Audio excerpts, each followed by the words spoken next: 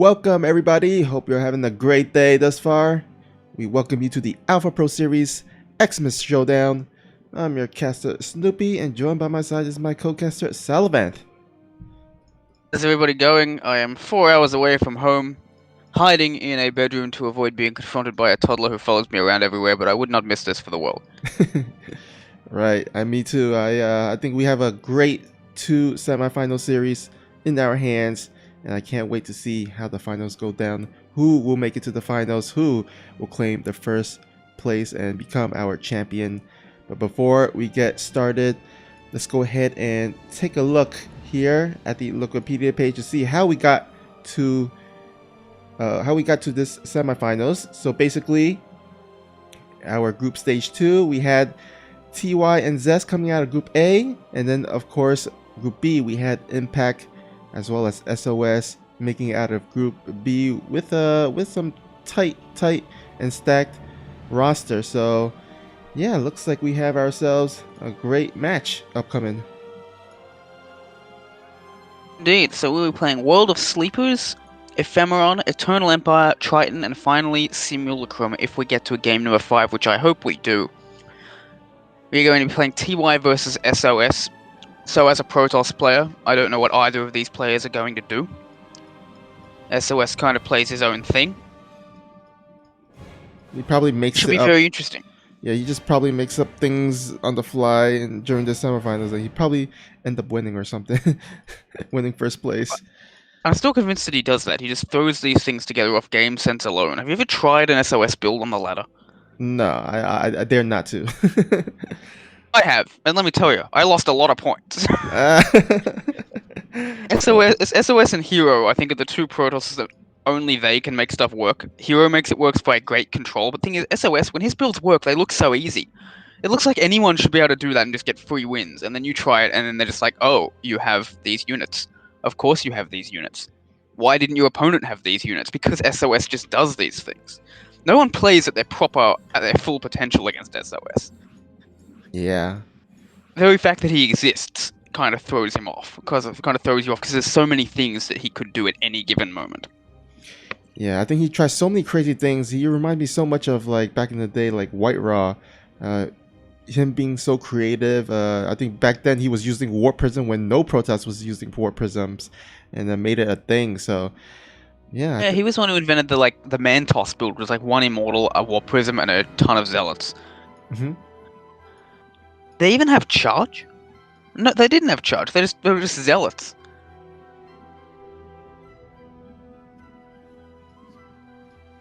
I'm pretty sure it was not a charge lot build. It was just 7-gate Zealots with an Immortal. It just hit super fast. Yeah. Super fast in that day being like 6.5 minutes or something, which is like a very fast 2-base attack. The equivalent of like 4 minutes today with a sped up game. It's crazy stuff. Yeah. Yes, it really was. And looks like World of Sleepers. He had so many 2-base.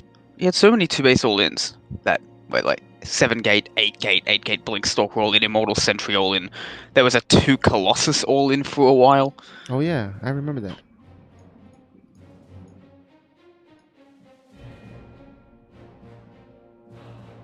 It's a good year. It was a good time for Protosses.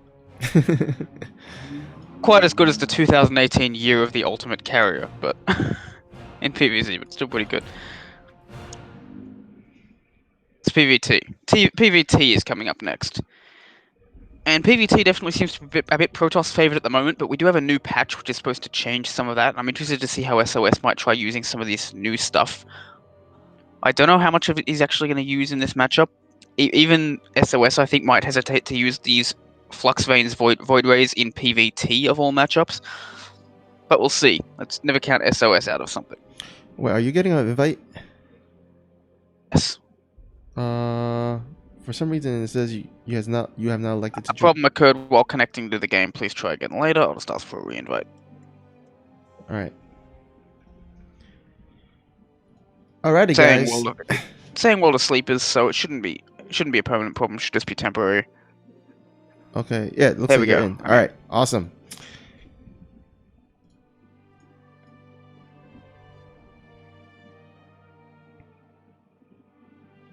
Okay, English good. Yep.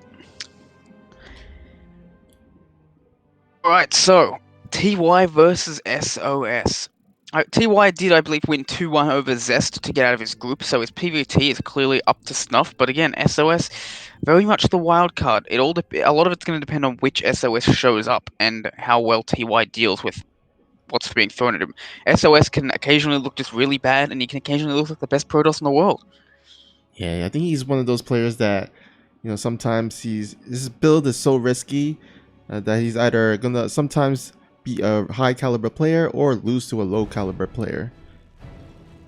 So Right. it's very And 50-50. here we go. In the bottom right, making it out first in his group 2 days ago in the round of 8. Can he succeed and make it to the finals? It is TY. And spawning at the top right, we have our red Protoss player. He is from Generic Green Wings. It is SOS.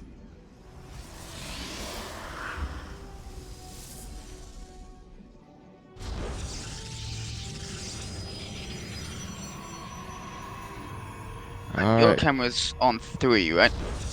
I have no idea, but anyhow, we do have a already something pretty. A single proxy Rex and another Rex at home. Very interesting. This is not going to be an all-in sort of attack, but just some decent pressure coming out. Yeah, in fact, in group There is a gas, so in Group A of Group Stage 2, TY did actually go for a 2 Rex against Zest. He just basically did a 2 Rex with a Mass Marines. Got a few SCVs to make a bunker and actually made it work. But this time around, it's just going to be a single proxy Rex, but also actually building another Rex at home. it's a very interesting build. And let's see, he's making a tech lab out of it. So I think this might be from this could be for Marauders. I think, but he's still keeping the SCV here. So it kind of makes me wonder if he wants to go proxy factory, but it doesn't feel like he's getting gas early enough for that. So it is a Marauder. So I wonder what this SCV is sticking around for. Maybe it will build a factory just a bit later, and I would expect to see concussive shells come out pretty quickly. I think he's going to try and snipe the first unit or two with the concussive shelled Marauders so they can't get away. Also possibly saving that SCV to make a bunker at the front at the natural of the Protoss. That's going to be really tough for him to break if he gets the bunker up. Oh yeah, very possible. SOS is getting a shield battery. He knows there's no expansion. He doesn't know what's up yet, but he knows something is coming his way. Oh yeah, he's scouting with the probe. Does he see it? Oh no! I don't think he's going to. Oh. TY with a beautiful positioning. Remember that game of TY versus Zest that ended that whole series? How it was so close but didn't quite get scouted? It feels like that's happening a lot for TY. If it's, once is luck, twice, TY just knows. Oh man, this is So he's going to go with that. He's going to go with 2 Marauders and he's going to back it up with a 3rd. So we'll see if he can snipe this early Stalker / Adept. He is going to definitely be able to get this shield battery because there's nothing here to defend it. He's just going to go after the pylon, and like you said, he is getting a bunker. And he's just going after the shield battery because he knows there are going to be units there to defend it, and he takes it down immediately. And then he's going to get that Stalker, and the Stalker has no chance to run away. He will lose a Marauder for it as the probes are pulled off the line, but here goes the second Stalker, and now there's very little defending. 3 more wins. Oh my goodness, SOS just loses game 1 immediately. TY. That was as quick as one can get. Like, yeah, I'll make a shield battery, I'll prepare for the attack to hit me. Like, oh my god, what's happening? TY came in here like just on. I mean, he's on point. He's like, I want to get that quick 3-0 win. Well, I think maybe the idea was SOS could do just about anything. So why not hit him before he gets a chance to execute any of his builds? Yeah, I think TY giving the easiest way to make the game predictable versus SOS is to hit fast. Surely, I mean, it definitely worked. I mean, kind of giving SOS a taste of his own medicine, making cheese work against him, which is not common. This isn't even like a cheesy player a lot of the time. A lot of times he will play weird macro. Remember the times he played with like a mass DT based build against Innovation in the Code S finals? Yeah, and he played like a macro game, and he actually won that macro game. Yeah, I remember he even went for like some bling DTs builds and stuff, and actually made it a macro game. Exactly. Yeah, and I think he lost. He lost that series 4-3. It was so close. He nearly beat Innovation back when Innovation was looking unstoppable. A great series.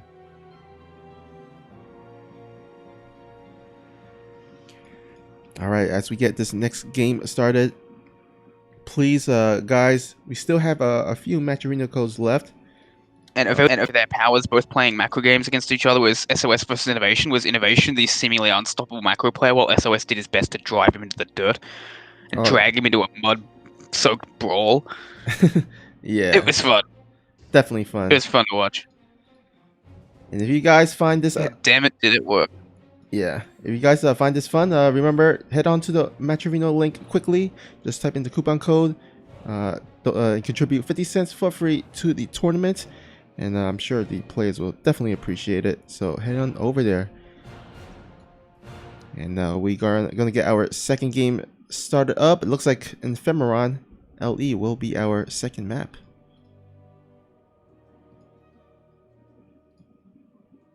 How you liking Ephemeron for either of these players? Enough to really be sure.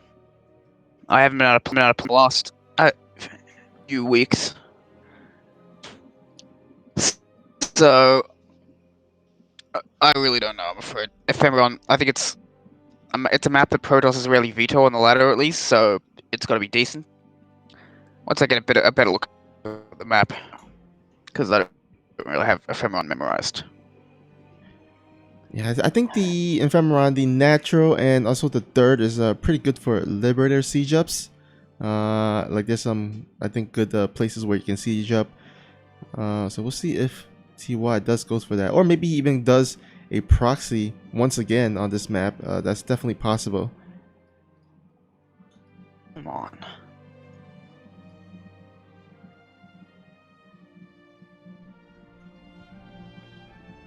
I was just having some connection issues.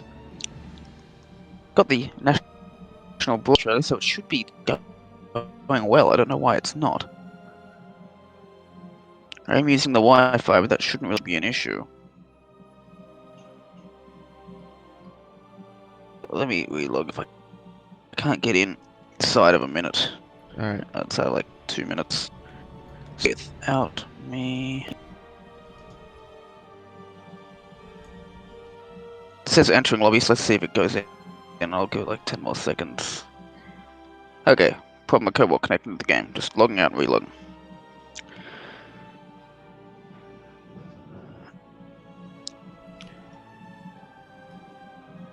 StarCraft is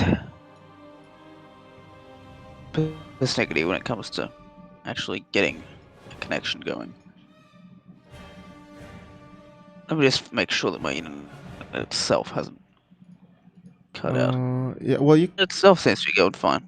I mean, of course, if it cut out, we wouldn't be talking. you're cutting out a little bit here and there with the mic, so maybe possibly, but hopefully it's not too much of an issue going forward.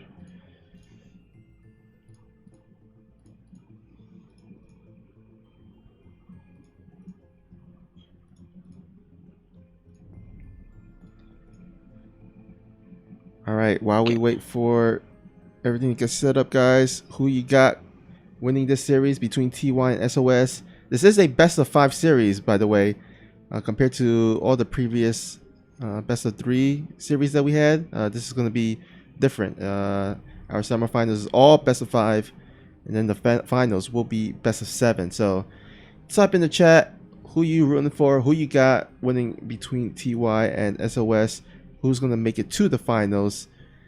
And also, maybe even if you want, you can actually type in your predicted score. Do you think it's going to be a 3-0? Do you think it's going to be a 3-2 close series? What do you guys think?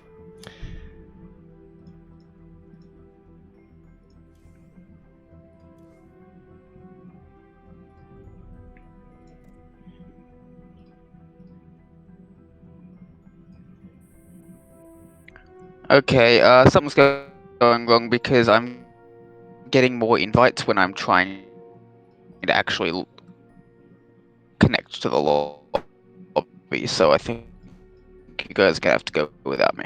Okay, all right. All right, yeah, because your mic is kind of going in and out a little bit as well, so maybe We'll something's try and going. find out what's All going right, on. all right.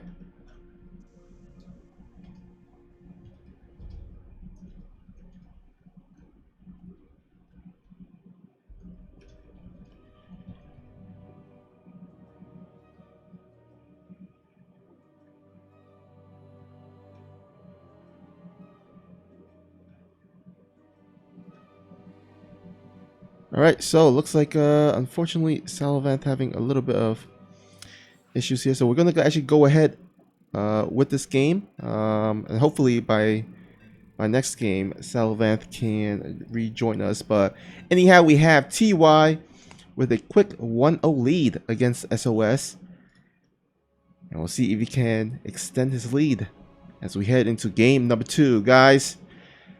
Tell your friends, type in the Discord that this Xmas Showdown stream and cast is happening right now, so grab your friends and have them join us. All right, let's go ahead and get into the game here. Actually, let's go ahead and also have SOS name on the top. Okay, there we go. All right, here spawning at the top left, we have our blue Protoss player from Generic Green Wings. It is SOS. And spawning at the bottom right, we have our red Terran player. He's actually recently got signed to Triumphant Song Gaming, even though he doesn't have the tag, but congrats to him. It is TY. So if you guys don't know, TY was actually teamless, and it was the news came out today that he did sign with Triumphant Song Gaming, so he would join Solar as well as Nice in the clan, in the team. So some great players that TS Gaming has acquired. But here we have TY facing against SOS here at the semifinals. This time around, there's actually going to be no proxies. So TY, he's got the quick first win and will be able to at least feel safe to just macro up. I mean, pulling out a cheese twice in a row probably would not work out quite as well, because I think SOS would be more alert to it. But in the meantime, looks like TY is actually going to throw down his CC at the high ground in case that the Adept does arrive. Actually, no, he's going to make a open with a Stalker. So Stalker opening first. And we'll see if TY, because he did go for Marine first, if he's going to throw down a bunker or if he's going to just sit back on the top, have the CC morph into orbital and sit there for a while before he can safely move out and land his CC at the natural. But we do see us scouting SCV from TY going across the map, but actually, you know what? It's kind of looking pretty sneaky here. It might actually be a proxy. I wouldn't be surprised if it's a proxy start port, as the factory just finished, and it is going to be a proxy start port. So TY, even though he's not opened up with a quick proxy, will eventually proxy and probably go for a tech lab on it. Maybe some Banshees, some quick Banshees with Cloak. I think there are some room for the Cloak Banshees to kind of fly around and harass. But in the meantime, SOS, he's going for the Twilight Council with a wall off. It's actually going to put the Twilight Council in the wall, so he's not even hiding this. He's just basically announcing to TY that he's going for Twilight Tech. And oh, the Stalker does find the proxy start port. And actually, it's not going to be Cloak Banshees. It's going to actually be some Liberators action. And as I said earlier, before the game to Salavant, that on this map, I feel like Liberators are pretty good on this map. There's a lot of siege area, but looks like TY will be combining this with a Hellion run by attempt, but nicely walled off there by SOS. he know what's up. I think he's faced this build order before, and he knows that there is a Hellion behind it. The 4 Hellion, I guess, harass. And where is that Liberator? Did it go home? Okay, no, it just came out. Okay, so let's see here. It's gonna be rallying to the natural, it seems, but looks like SOS has his 2 stalkers parked there, no problem. So he should be fine, assuming he does notice it. This is going to the. It's actually gonna be sitting there just a little bit while. Not sure why, but looks like he's gonna go in while trying to do a distraction at the same time. But we do see actually a proxy pylon for SOS on the third base of TY, so he's gonna look to possibly do some counter attack with his blink stalkers as soon as he feels safe to do so. But yeah, it looks like both players has yet to actually get the third. The third are quite delayed here. Oh, actually, looks like looks like SOS did get his third, and so it's gonna be a pretty much especially with the 2 forges being thrown down by SOS, is looking very likely. Basically, a kind of a gateway heavy type of army composition for our Protoss player. Usually referred to something some people call it as swarm toss, as it kind of relatively is similar to Zergs with their swarming analogy. But anyhow, we do have a +1 coming for our Terran player, as well as Stim Pack. So he is gonna kind of go for a Marine tank play. Probably mix in some Marauders maybe later on, although he might want to actually save the gas for other things like Medivacs or Liberators or more siege tanks. And in the meantime, it looks like both players are just macroing up. SOS got his third base established, starting to transfer his probes there, and actually throwing down his 6 gateways.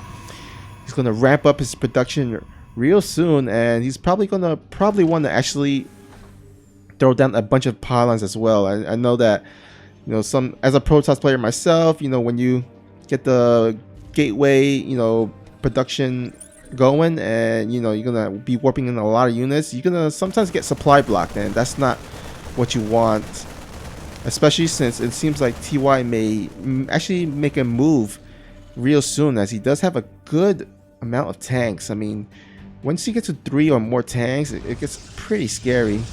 Looks like this Liberator is still just sitting there. I think he's just having a heyday. He's having a little picnic at the over the water, kind of just overseeing and having some sightseeing with the little kind of trees and bushes, the rocks.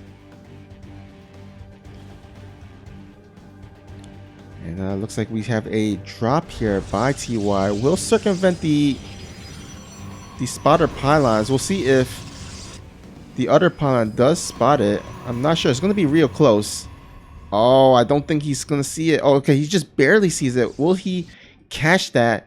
It doesn't seem like he's moving his army. And oh no, looks like the Hellions will land into the third base. Wow, oh my god. TY is just pulling the boys. He's going for it. He's like, I got so many tanks, and even throwing buildings just to block off the charge lot. What? Oh my god, even taking out the war peasant. Oh man, things are looking really dire for our Protoss. He does have a nice little flank kind of set up, but still, this is a lot of tanks. Oh, actually, the Marine does leave the tanks uncontested and unprotected, so all the tanks does go down, and all that's left is Marines. And actually, I think SOS just might need maybe 1 or 2 warpins, but no, it's just too much. 70 army supply for TY, and that would just prove too much for SOS to overcome. And TY takes a nice 2-0 lead against SOS, which means he is 1 game away from heading into the finals. So TY is coming out all strong and aggressive. He really wants to make it to the finals, and we'll see if he can do this in the next game here. But boy, that was a really strong two base timing, two base all in by TY, and definitely proved to be really the right choice, the right call as SOS. I mean, he was on three bases, well established in the economy, but just didn't have quite enough army to defend against that. And we'll see if Salavanth can kind of join us back here in the voice chat. Yep, we'll give it one more try. All right. Hopefully things are okay now with the Wi-Fi and all. I am here. Can you hear me? Yep. All right. Heading into game number 3 here with Internal Empire LE. Yep. Well, I've tried getting rid of a program. I've tried changing.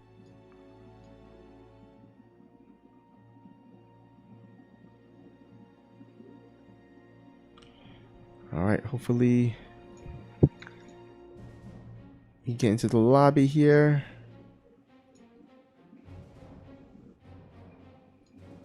Fingers crossed. Alright, so let's see how we go.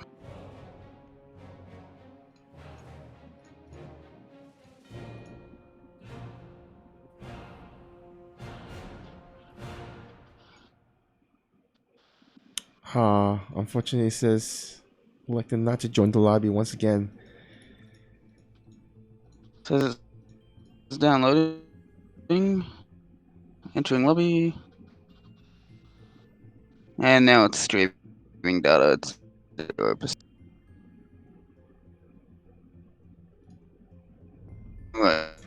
Shit. Yeah, your mic is once again dropping in and out as well. But I'll let Russia join you. All right.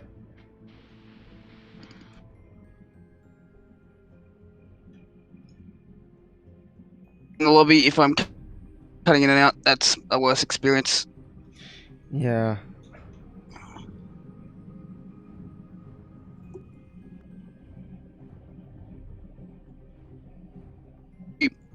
Enjoy the finals, everyone.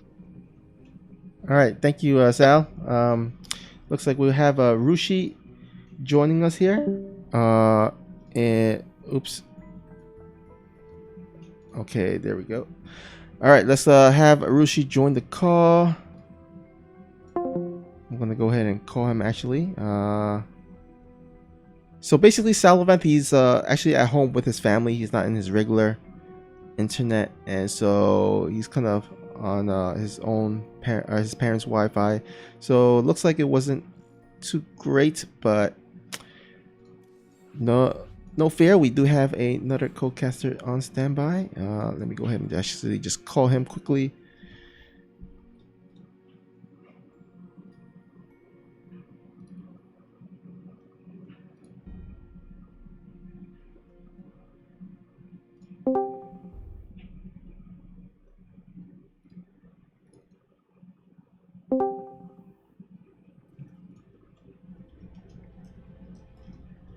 Hey, Rushi. Hey, what's going on? Glad you can join us. Yeah, I'm sorry to hear that Salavanth's not having some good connection issues, but I'm glad that I'm able to jump in here. Sounds like it's a good series on our hands. Oh, yeah, for sure. We do have a quick 2-0 for our Terran friend TY, so he is looking to close out the series soon. We'll see if we can do it this next game. Yeah, it should be good. I'll go ahead and get settled in here. So forgive me if I'm more a spectator than a caster for the first 3 or 4 minutes, but we are glad that you're able to stick around with us. Thanks for staying tuned with all of our technical difficulties. We definitely send some love to Salavanth. Send him a little bandwidth too, hopefully. Yeah. All right. Looks like everyone is ready to go.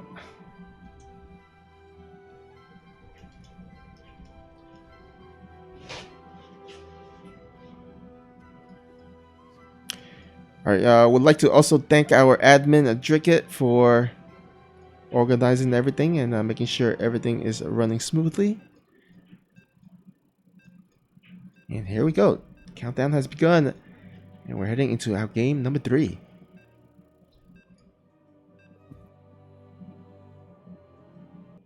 All right, we are jumping onto Eternal Empire here, TVP. How do you feel about this map right now for TVP at the pro level? You know what? I feel like there are certain areas where... Oh, wait. Actually, 1 second. Let me go ahead and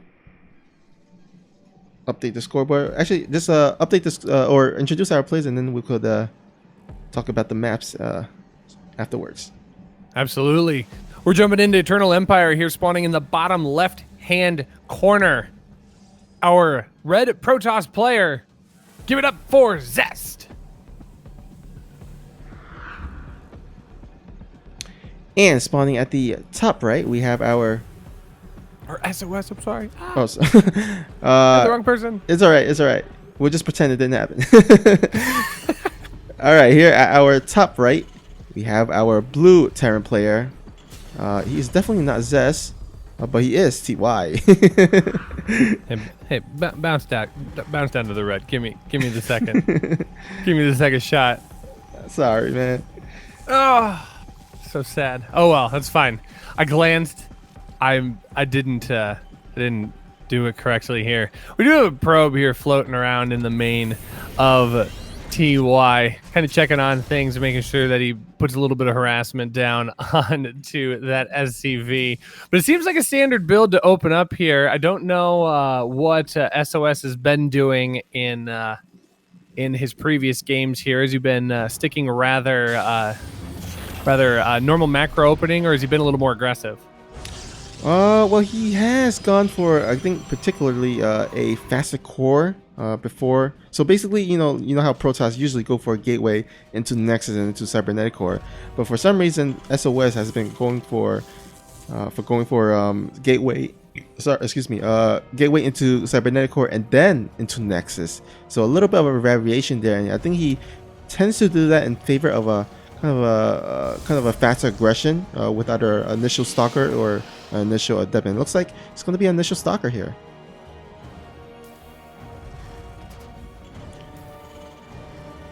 Well, he's going to take the opportunity to hold the watchtower for just a moment. Wants to make sure that that initial Marine doesn't get out onto the map without him seeing it.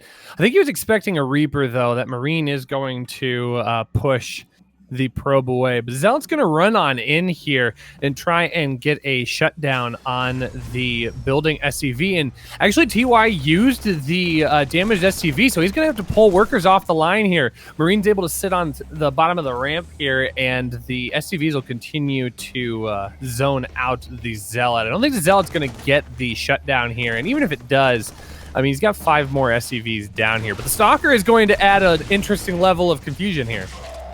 Oh yeah. Oh, but the Marine does get taken out. The CC does get completed, so that is huge for TY. He can actually just kind of go back, let the CC take a bit of damage, as it does have a lot of HP, and just kind of mass up enough units to deflect this.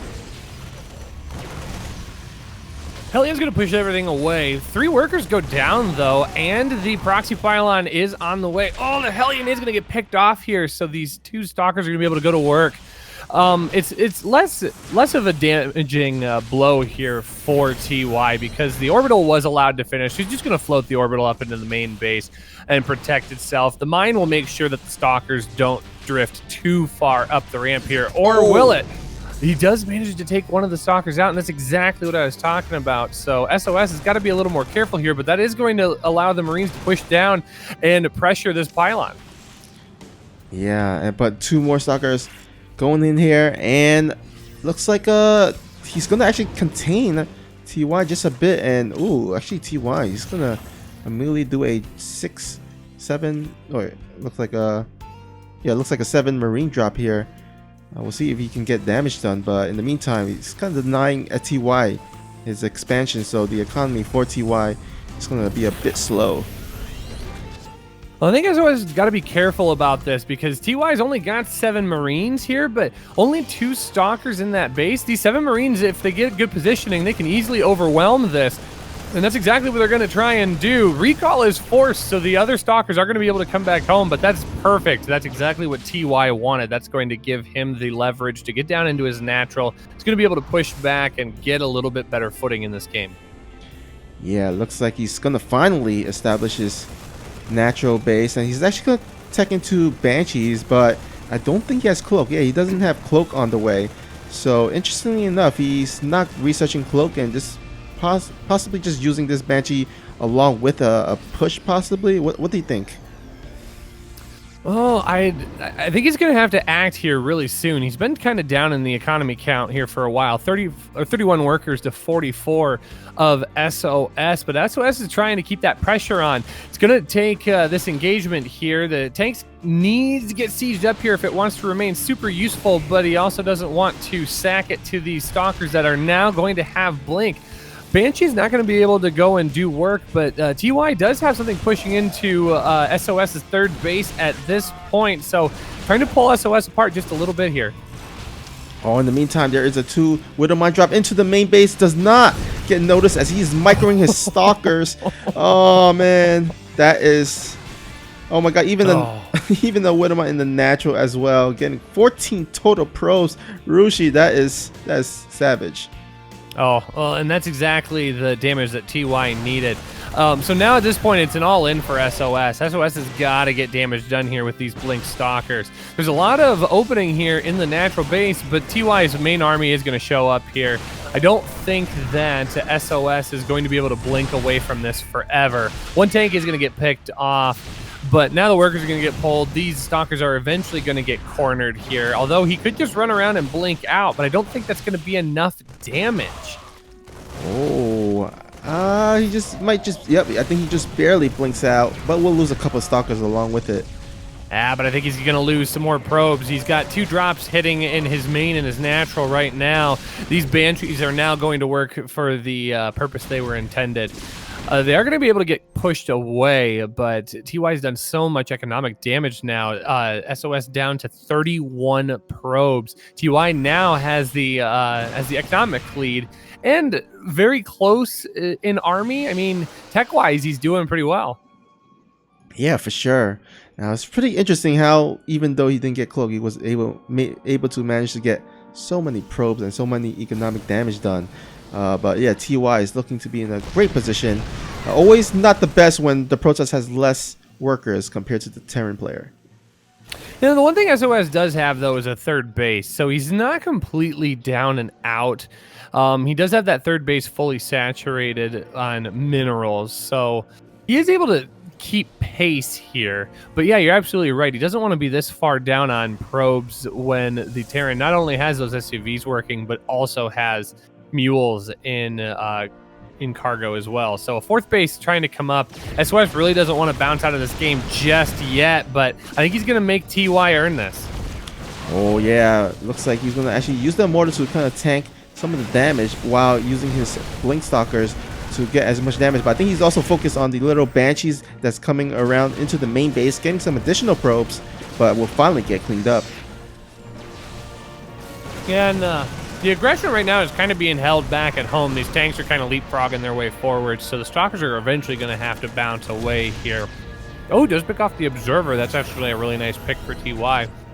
And I think this is now where TY starts to cement a little bit more of a secure lead here. His third base is ready to go. It just needs to float on over.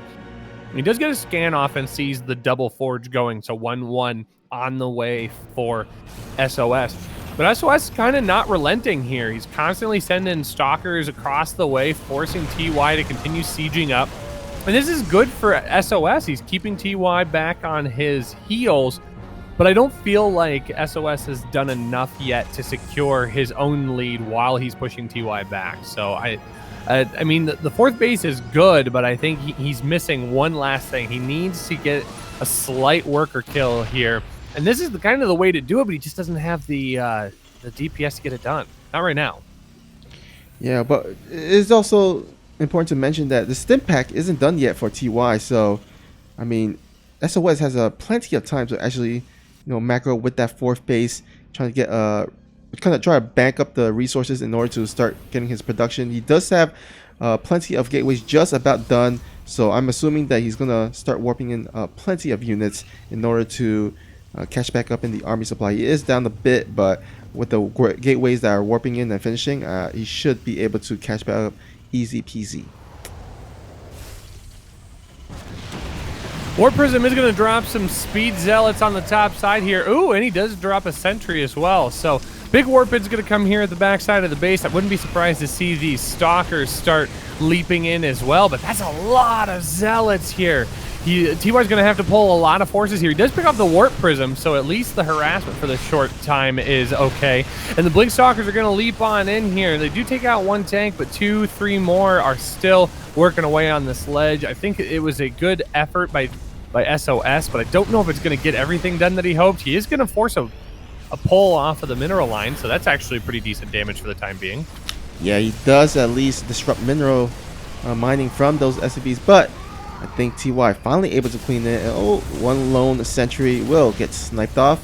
Looks like that sentry, he was kind of like, a little different from his charge light buddy, so he was kind of left behind to die, and it's unfortunate, but it is what it is. Well, and so now SOS is going to wrap around the bottom side of the map here. This is exactly what SOS needs to start doing with these Speed Zealots here. Working on getting 2-2 for his ground units, and he needs to force TY out onto the map and to make it really decisive plays here. He wants to be able to just kind of run on in and take those Zealots. But yeah, TY is going to be brave here. He's sitting up 98 to 61 army supply, and he needs to go flex it a little bit. Oh, I think might be a little bit of a mistake. There are 2 robotic spay being made for SOS, so he might actually might have forgotten about that.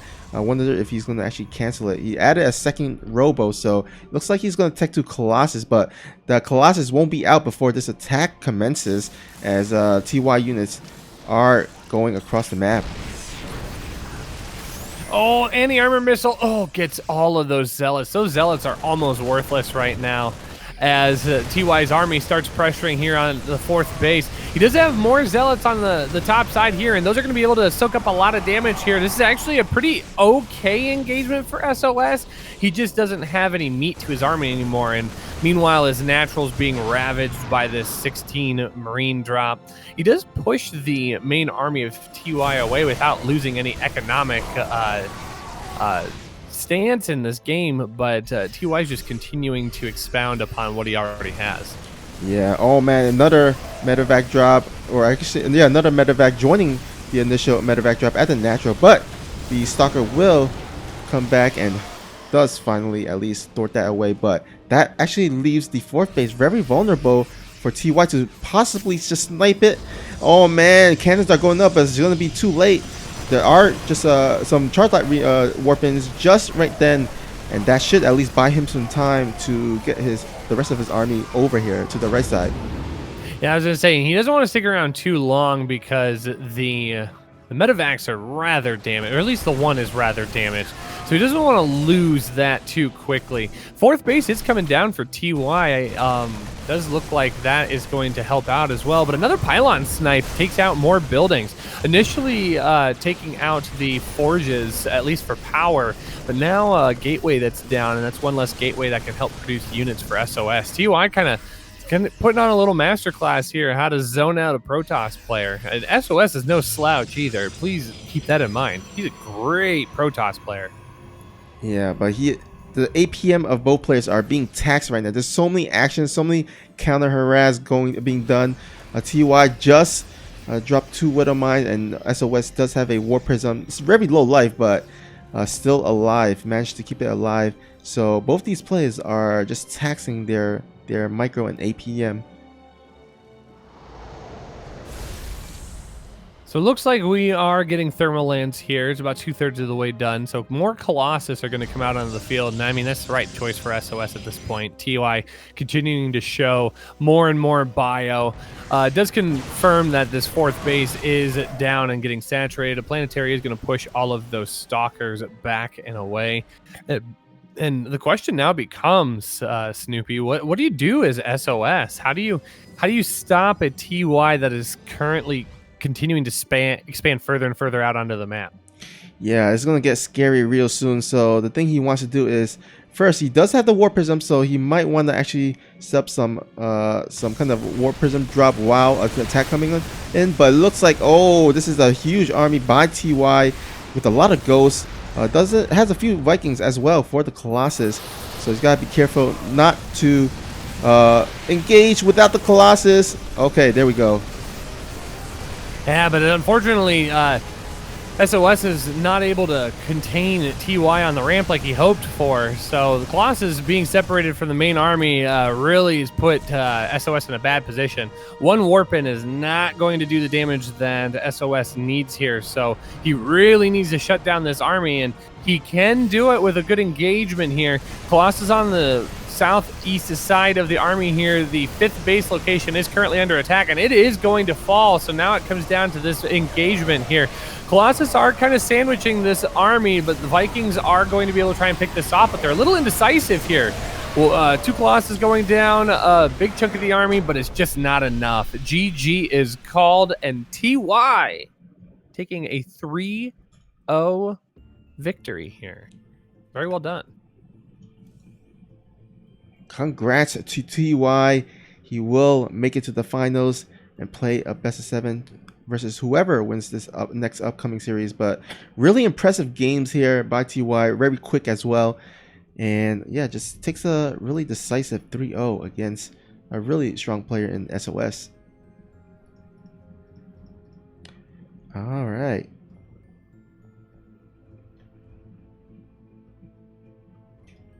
So let's go ahead and give a little bit of a shout out to one of our sponsors while they set up the next match here.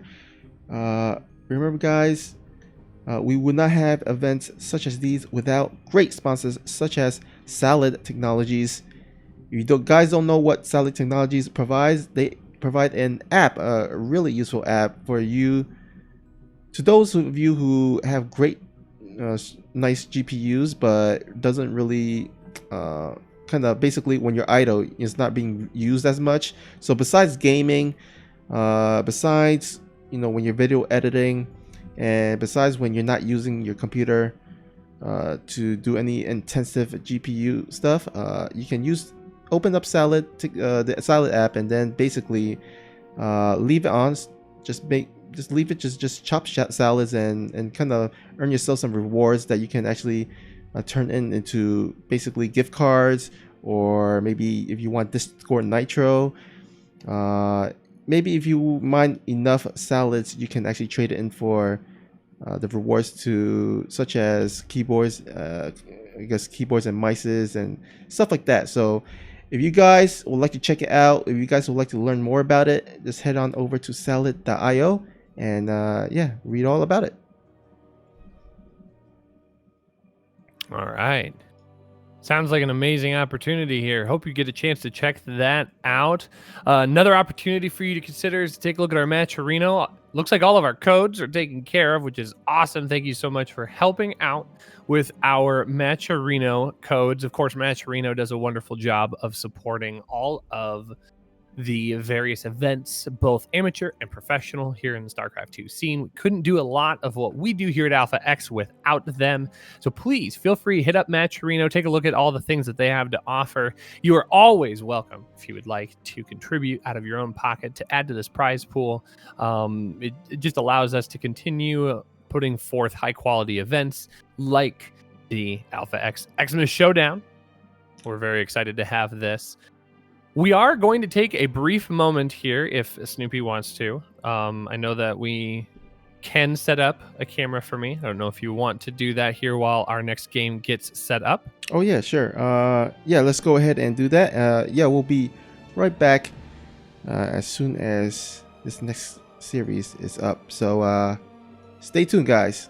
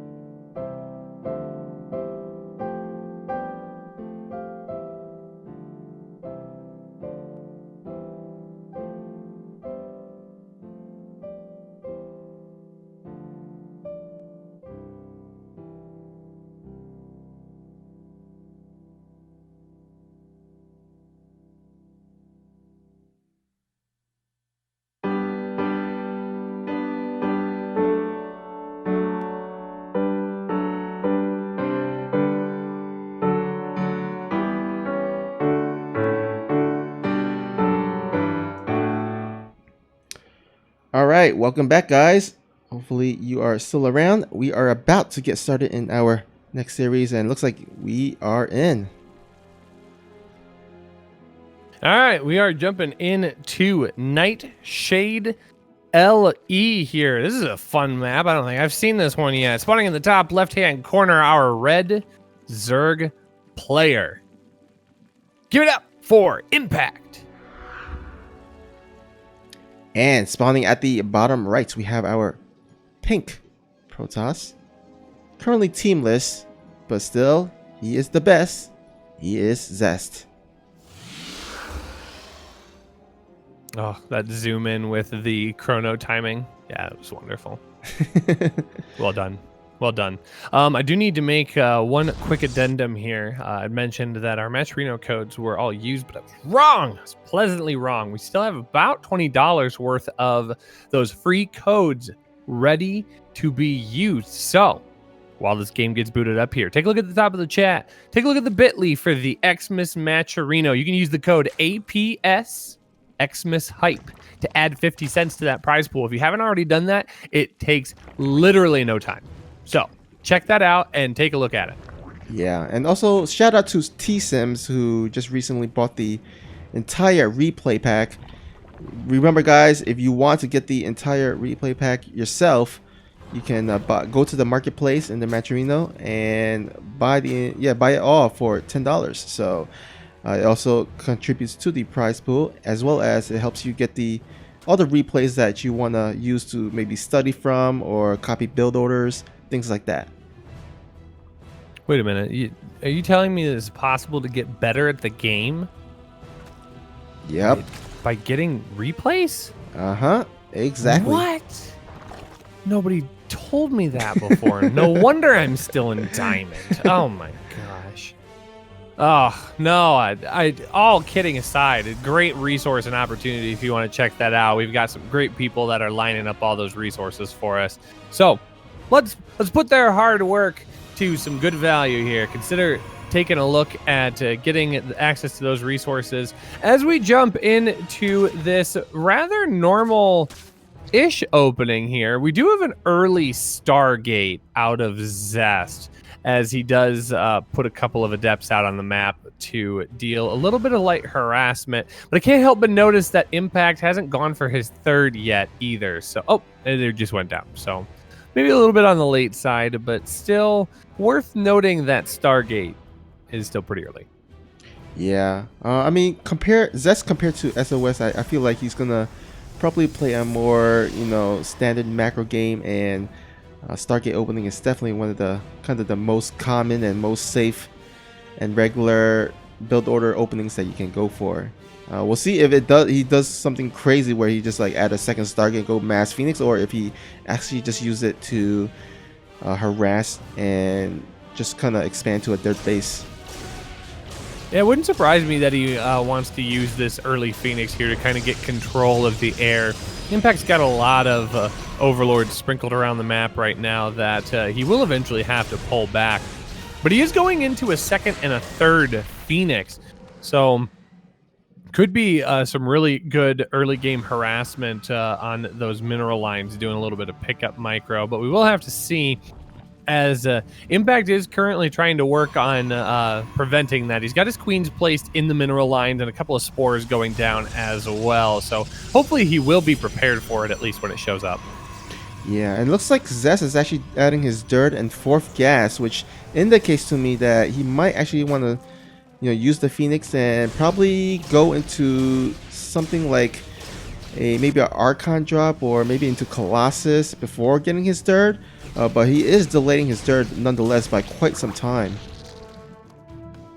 Yeah, Zerglings are going to scout that as well and see that Zest has not gone for his third. So he is going to have to take some emotional stock here as to what he wants to do. These Phoenix are going to dash around the top side and start looking for some openings to grab some drones, maybe pick off a couple more Overlords. I think the Overlords are going to be a little more realistic kills here, as Impact has done a really nice job of zoning this out. Ah, but he's picking off way too many of these Overlords. Ooh, does get a nice surround with the Queens, though. So does a little bit of damage to soften these up. So they are going to be forced to pull away for now. But yeah, it's a lot of dead Overlords. I mean, I think 5 or 6. That's 600 minerals, Snoopy. It's a lot. Yeah, that is a lot. I mean, that could be basically 4 more Queens. Or actually, yeah, 4 more Queens. For a second there, I was like trying to do my math, make sure it was correct. And that could definitely help. But it looks like, yeah, he's just gonna dance around, see if he can get as much as he can, and then just macro behind it with a third base. I mean, Phoenix, they can be really, over time get really a lot of values, as they could just like pick drones over and over. Ooh, actually does lose a Phoenix though. That's not really good. I think just for what he's managed to pick up, I think the 1 Phoenix is okay. It's not great to lose any Phoenix, but I think 1 you can get away with. 3 drones, more than a handful of Overlords, a couple of Queens. I think he's definitely gotten his value out of those. And he's going to pick off a couple more here, so make that 5 added to the list. Hydrogen coming down, as well as a big chunk of roaches coming out. Impact's going to want to get aggressive across the map because he knows that third base is a little bit delayed. There isn't a whole lot here anchoring this down. A couple of sentries, a couple of adepts. That's not going to do a whole lot against a big chunk of 20 supply roaches. Yeah, looks like both players are just content with just macroing up. We'll see possibly a 4th base coming from Impact real soon. He does have his 3rd base all saturated, so I see no reason why. He does have enough resources, but I think right now he's just trying to defend against these pesky Phoenixes. As you mentioned earlier, I think it's okay if he lost 1, because I think 4 Phoenixes are the the magic number you want. It has 1 lift of 4 Phoenix can kill a Queen, so that's kind of like at least the minimal amount of number that you want in terms of Phoenix count. Well, and you were talking earlier about the value of these Phoenix as they go along. I mean, this is a lot of APM that Impact's having to sacrifice here just to deal with these Phoenix. The Queens are gonna get that one Phoenix so low. These Queens are gonna get lucky eventually and are gonna finally pick these off. But it's just a lot of soft damage that Zest is doing to Impact. It's not really measured by the game. Ooh, he's gonna recall those out. That's pretty smart. It's not really measured by the game, but it's something that has a, no pun intended, a great impact over time. Yeah, for sure. And looks like Zest has done enough harassing and is ready to move out and do a big serious attack of his own. But he's got to be careful. He's got one immortal in the creep. Oh, that was... that's a Rambo immortal right there. He's got his two guns and I come to defeat the Zerg, and he just starts firing off into the ether. Meanwhile, 14 Zerglings surround him and just take him down. Yeah, you know, it'd be a sad fate. You know that immortal reminds me of, like, you know, how you went in the front really forward. You know in the basketball game where they do the players kind of come out of the hallway into the court. Sometimes they play a prank where they just like let the first player like run the head, and all the other teammates kind of like stay behind and just laugh at the first person. I think that immortal reminds me of that player that is left behind or left in the front. Very unfortunate story here, but we're going to get back to that in a moment. But we do have an engagement here to talk about. Storm is finished, and one Storm does cover the front side of Impact's army, but Impact's got numbers on his side right now. There are about 4 or 5 more Storms remaining, so Impact can't just jump in on this, but he's brought the Queens. The Queens have come along, and that's going to soak up a lot of damage here. A lot of energy for transfuses. Ooh, but a couple of good feedbacks. That'll help out as well. Phoenix are going to come in on the backside here, but they just don't really know what to do, so they pick up a couple of things. And Impact's got the engagement here, but I think Zest is got a chance to muscle this away. Yeah, he gets a really, really great concave and starts forcing this back, but here come the Zerglings. Oh yeah, but there's 5 immortals still left over, and the War Prism micro of Zest is just too good, and Zest will take game 1 with some nice War Prism micro and great engagement there at the end.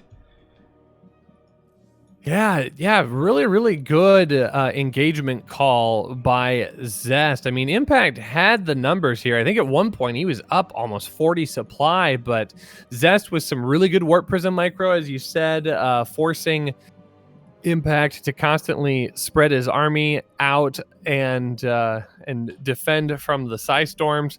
I mean, it just was... it was a really, really good play call by Zest. I think a lesser Protoss might have panicked, but Zest, there's a reason why Zest is best. For sure, and he's going to get the first game under his belt. But, of course, this is a best of 5, so not too worried for Impact. He still has plenty of chances to come back into this game, and we'll see if he can do it. Looks like World of Sleepers will be our next map. Ooh. So World of Sleepers is kind of a fun map. I like it. Yeah. I think I mean, at first glance, what do you think about it for our the PvZ matchup here? Well, I think it's interesting in the sense that you have that third base location that's siphoned off from those low mineral counts. I don't think it's terrible to take that opposite third base as Zerg because it pushes you out. It gets your creep really far out onto the map. But I know for Protoss that can be it can be kind of a detriment on your side because you really don't want to push yourself that far out onto the map. It really exposes you, especially against a Zerg opponent. But you also have really cool opportunities if you want to drop a proxy pylon in the third base location. You can do a lot of weird damage with that. I've seen a lot of games where they will get a pylon right on the opposite side of the mineral, so you can't see it as you walk up, but then build the gateway, and you have just enough room to warp in right on the opposite side, on the aggressive side of the minerals. So I think it's got a lot of cool possibilities here, but we're going to find out in a moment what these players decide to do as we are into game number 2. Spawning in the top right, our pink Protoss player. Give it up. He's best. He is Zest. And spawning at the bottom left, we have our red Zerg player from Team LP. It is Impact.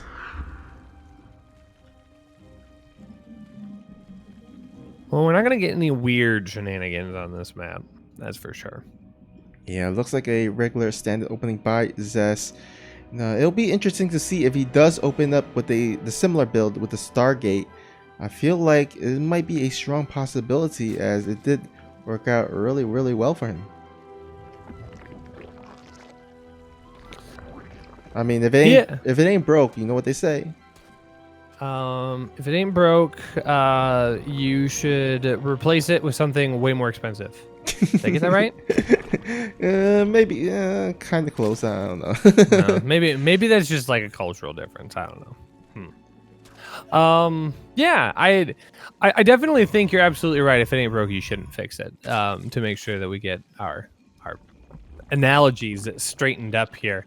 I think for Zest, going up against Impact, Zest is going to be a lot stronger if he controls the flow of the engagements here. That was one of the things that Zest did really well in his final engagement that won him the game, was he was able to kind of pull his opponent apart, constantly making Impact devote APM towards, dealing with these Phoenix that flow around. And, now I got to worry about these Adepts that have blunk into my mineral lines. And, now we've got Storm I've got to spread my units for. The more that he can get Impact to dedicate that APM to non-battle oriented or non-economic oriented tasks, I think that will do positive things for Zest over the long run. Yeah, for sure. I mean, that whole game, it just seems like Zest was putting Impact in the back foot, and Impact was just responding to the Phoenixes over and over again. And yeah, just I would imagine it will be very annoying for Impact. So looks like I think Zest it would behoove him to continue that and just to make sure to put pressure on Impact, but also keep up with his macro, because Phoenixes they require a lot of babysitting. So you don't want to miss out on your macro because you're babysitting too much. Well, 2 Adepts were going to move out onto the map. Guess they decided to stay home here. Going to get an Oracle this time. So a slightly different Stargate opening, but this could work into Zest's favor. Impact's not going to be able to get the Scout in far enough to see that the next unit is not going to be another Phoenix. So this is going to perish. Yeah. And we're going to have a slightly different opening. And we're going into a Twilight Council as well. So Zest is not going to play this the same game as game number 1. It looks like he's going to get maybe a little more aggressive with Adepts. Yeah, and I really like this. I mean, I feel like the best build orders are those that it opens up similarly, but it can deviate into different types of build orders. And this is one where it kind of looks like similar in terms of opening. You open with the Phoenix, you get the 2 Adepts, and then you got the 2 Gateways, but he's actually changing up to a different build order where he's getting Twilight instead. I don't know how I feel about that decision. He was going to try and get the 1 pick off of the drone that was popping out of the 3rd, so he activates the Oracle and kind of just wastes all of his energy. But yep, there they are, resonating glaives. So we are going to see a very, very strong Adept timing here. It is a ways off, so these Adepts are going to be moving out a little bit early, but that Zergling's going to scout it. That is the scout of the century for Impact. Impact's got a timing window here, but he's got to make the most of this while he still can. These Lings are going to try and wrap around here and provide a little bit of zoning for the Queens to do the bulk of the work, but most of these workers are going to go down. Instead of bouncing around into the next base, these Adepts are actually going to fly out. They aren't going to be as effective until they have Resonating Glaives, but he's actually just going to run them back home. Did he not think that he's going to get enough done here? I'm not quite sure what he's doing. Oh, okay, he's just regrouping with the new force coming back. Yeah, he's reuniting with his brother, and they are battling in force, arm in arm, and looking to... actually, you know what? He's looking like he's going to split a few of them to the dirt base while the rest of them go into the natural. I like this. Yeah, this is where he's going to start shining here. Resonating Glaives are about 10 seconds away from being done, so I think he can hold on for the meantime, but he's getting, a really good surround on that. Impact is doing a really nice job of holding this off. Kills 2 or 3 more Adepts, and the other 3 are severely damaged. Meanwhile, Impact doing a lot of damage back at home for Zest. He now finally gets all of that cleaned up, but not before 9 probes go down. And this is a great hold by Impact. Impact's got a really good opportunity here to keep expounding. Yeah, I mean, I would love it if he had a third base. So I wouldn't say it's like too bad for Impact. I feel like he still has a lot more workers. He has about I guess 8 more workers, as well as a lot, or I guess a upgrade lead. Although it's melee and he has a bunch of roaches, so it doesn't kind of work out too well. But looks like, we have a bit more adept harass here for Zest. Let's see how many drones he can get. Yeah, the melee doesn't surprise me too much. I think he's wanting to go into Banelings here, which are going to be really, really strong against this large adept composition if he wants to continue doing that. But it looks like he is starting to transition out on the production tab, going into sentries, going into immortals, trying to probe up once again. So he's going to try and take his third base. This is going to be a really late third base timing. Zest was not expecting to be able to play into this game this long. It's got a lot of sentries trying to take care of his extra gas income. So Zest a little lost right now. I think he's going to find his way, though, once he can get his third base up. Yeah, I think the idea behind him delaying his third was his adept attack.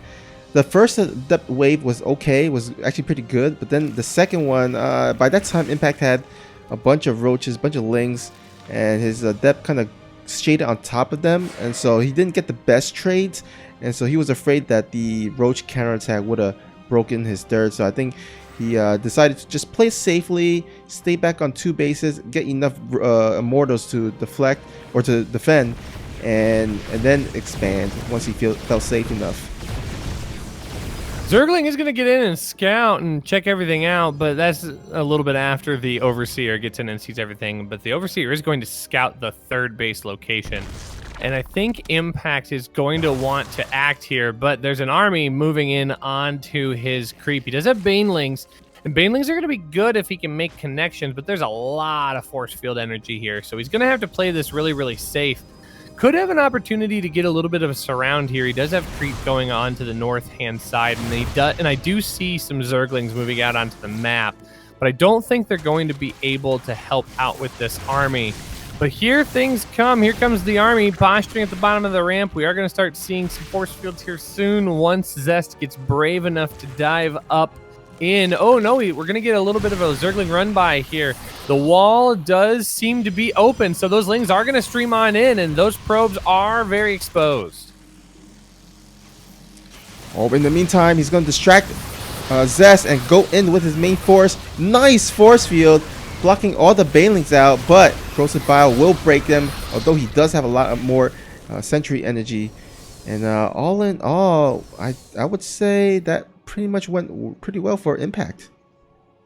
Yeah, Zest actually, while he did get good force fields and protected his army, he didn't really zone off any of Impact's army. So Impact was able to back away with most of his resources left intact, and that's going to give him a really strong second push here. There's only a few force fields remaining. I think about 4 or 5. Oh, a couple of Banelings are going to see if they can get a quick shot off, and they do pop both of the barriers on the front Immortals, so that is some really nice damage here. He's going to try and spread out just a little bit, but Zest does have a good cover here.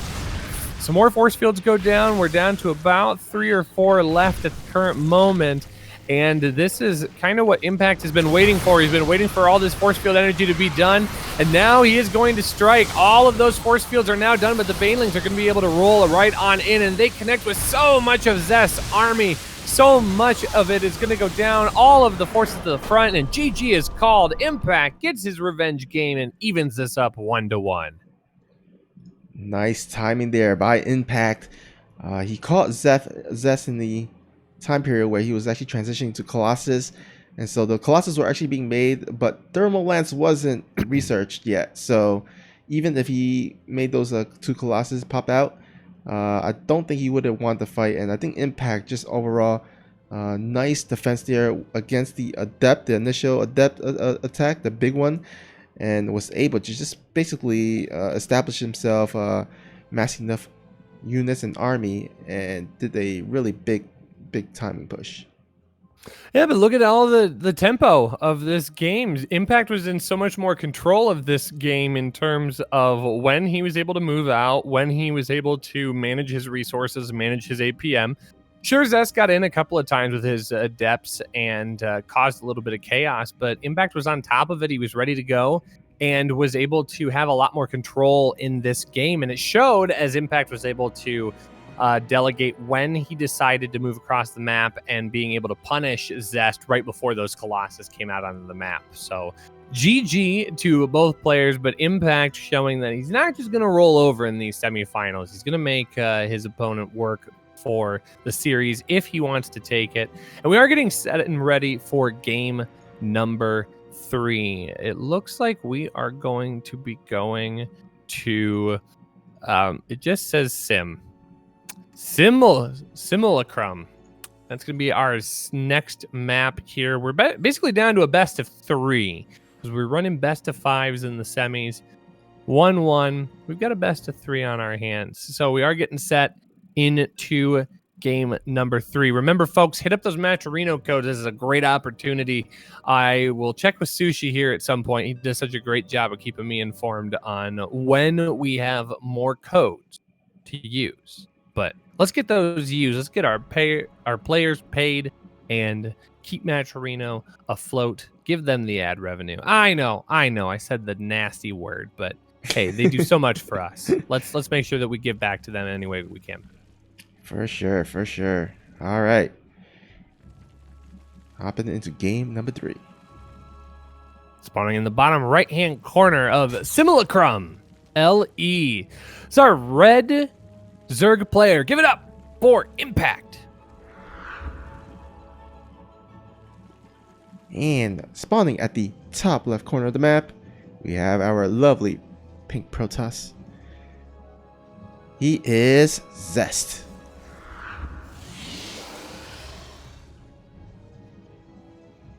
I like how he's lovely. It makes me feel warm and fuzzy on the inside. I think we should have our players pick more delicate colors going forward, so we can be a little more delicate in our openings. Like spawning in the bottom right, it's the teal Zerg. He's really kind of getting the feng shui going. This is Impact. Oh man, yeah, we could have them choose just basically lighter colors like light purple or yellow or something. Ooh, there we go. Yeah, he's the sunny Zerg from Korea. Sunny Zerg from South Korea, something like that. I don't know. We'll come up with something. Yeah. We'll get creative. Although Zest, I have noticed that Zest throughout the tournament has chosen pink as his color. So I think he just likes pink. I mean he's a man of good taste. Pink is the best color. So do you have a favorite color of your own, or it's absolutely pink. For StarCraft for sure. It's absolutely pink. I kind of use pink for everything on my internet monikers, but I think if I had to pick like a real color, that's weird. If I had to pick like an in real life color, I'm gonna pick teal. What about you? Teal. Oh, nice. You know what? I'm a blue guy. I just like the color blue in my army skin and all that. Protoss just looks good in general with blue. That's fair. Let's see what's the color that I've really come to enjoy on Zerg. I mean, pink always looks good because the darkness of all the Zerg skins plus the brightness of the pink just looks really neat. Green actually kind of has a cool look to it as well. Green. You know, I usually just look at them as brown because they just kind of They're very similar bugs. to bugs, yeah, to insects. We are foregoing the Stargate in this game. I guess we'll jump in since the game's getting interesting now. We are just going straight into a Twilight Council here. So kind of a different opening here for Zest. I think it's really interesting that he had such success in game number 1 by going with that massive Phoenix harass, and now in game 2 and 3 he's opting towards more of a ground bio army here with the adepts. So adepts are going to get a little more harassment in as a robotics facility gets up and away. I wouldn't be surprised to see a warp prism come out here. Oh come on now. Oh Zest. Oh and it's gonna lag. No. Oh, unbelievable. This is gonna be interesting. This is gonna give Impact a little bit of time to think here, but I can't say that Impact's gonna know anything's going on right now. Yeah, he's pretty much in the dark. He has one Overlord though at the kind of like the downward dirt base next to the main one, so it's possible that he can scout this Dark Shrine if he sends it in time. But so far, he's pretty much in the dark. Our poor admin here. Yeah, hopefully it is not too bad going forward, but I think I think basically the Dark Shrine broke his internet. I mean, we didn't have these issues until a Dark Shrine went on to the map. So, I'm curious if anyone else other than Dricket was. Oh, okay. Oh, he's good. Looks like Dricket's okay. Okay. Because I was gonna say Dricket's our referee, so I didn't know how that was gonna work. Boom, the power zoom in.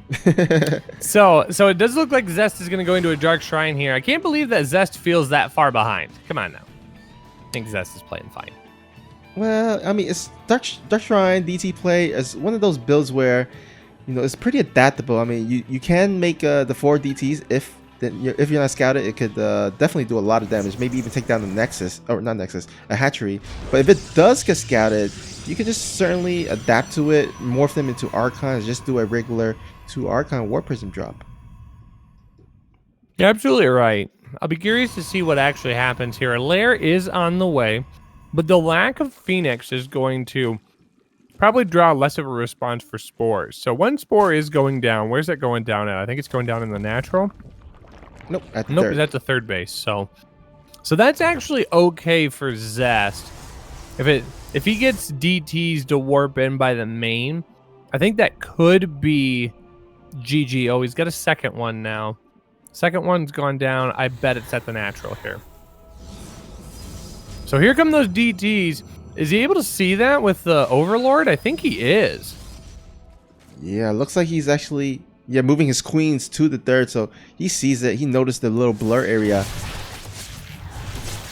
Yeah, so these are going to get picked up right away. That's really good defense by Impact. But I think you're absolutely right. I think Zest is just going to fly away with those, drop those down, morph them into Archons, and just continue normal fare. Really, all that does for Zest is it delays his third base by a little bit, but the third Nexus is already down and away. So I don't think this is going to be a huge negative impact for Zest. Yeah, looks like we have a little bit of a counterattack by Impact. Oh, actually, he might. Oh, yeah, his Overlord just turned into a Drop-A-Lord. So it's looked like he's going to actually take advantage of this map where it does have a big main base. So a lot of dark areas where you can actually utilize Drop and Nidus play. And that's exactly what Impact is going to go for. Some nice transfusions on that Overlord will keep the Overlord alive, but here comes the devastating damage potentially here for Zest as 8 Zerglings being dropped in by Impact. But he is going to be able to scout this really, really fast because he built a pylon here. Oh, that's the perfect pylon. So we'll have to see what Zest decides to do to react to this, because right now he isn't. But that is going to force the Zerglings into just attacking there, so they don't get as much damage. So this actually is really, really good for Zest, but Impact is trying to make the best of it. Wait, does he see the... Yeah, he does see the double Stargate, so that is actually... I mean, even though his drop doesn't really do too much, he does at least scout the double Stargate and possibly can expect double Phoenix production. So right now, he can... Yeah, he's getting a Spire. It's almost done. He's on top of it. Impact is really responding well in this game number 3. He wants to find himself in the finals against TY. And he really feels confident that he can do this, but he does have to make sure to push over his opponent here in game number 3. 5 corruptors are on the way. Yeah, he's reading this like a book. Doing a really nice job of finding ways to counter these Phoenix so that they don't cause as much havoc and chaos as they did in game number 1. Oh, nice little find here for Zest. We'll see the morphing banelings.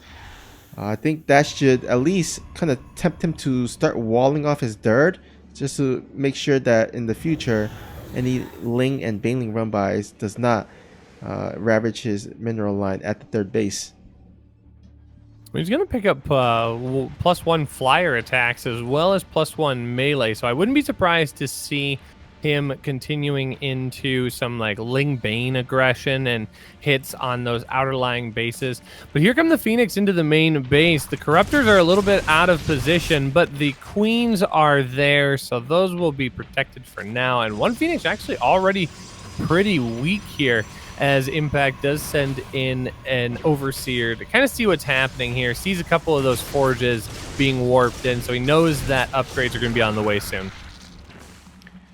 All right, looks like a little bit of a Phoenix harass there, but oh, this Wandering 2 Phoenix will possibly, yep, looks like it's picked off. So a little kind of misrally there.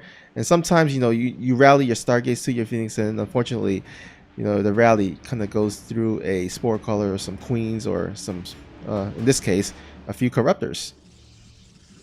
Take a look at this. +1 attack and +1 shields on the way for Zest. So Zest is wanting to get a little bit more bulk into those Archons. He wants to get those Phoenix a little more versatility as well, as he continues to kind of hunker down here, building lots of shield batteries and pylons at his third base location. His fourth base is currently being blocked by creep on the lower left-hand side. So if he wants to do a fourth base, he is going to have to go north with that at the 12 o'clock position. Yeah, that's a good little kind of blockage by a Zerg player.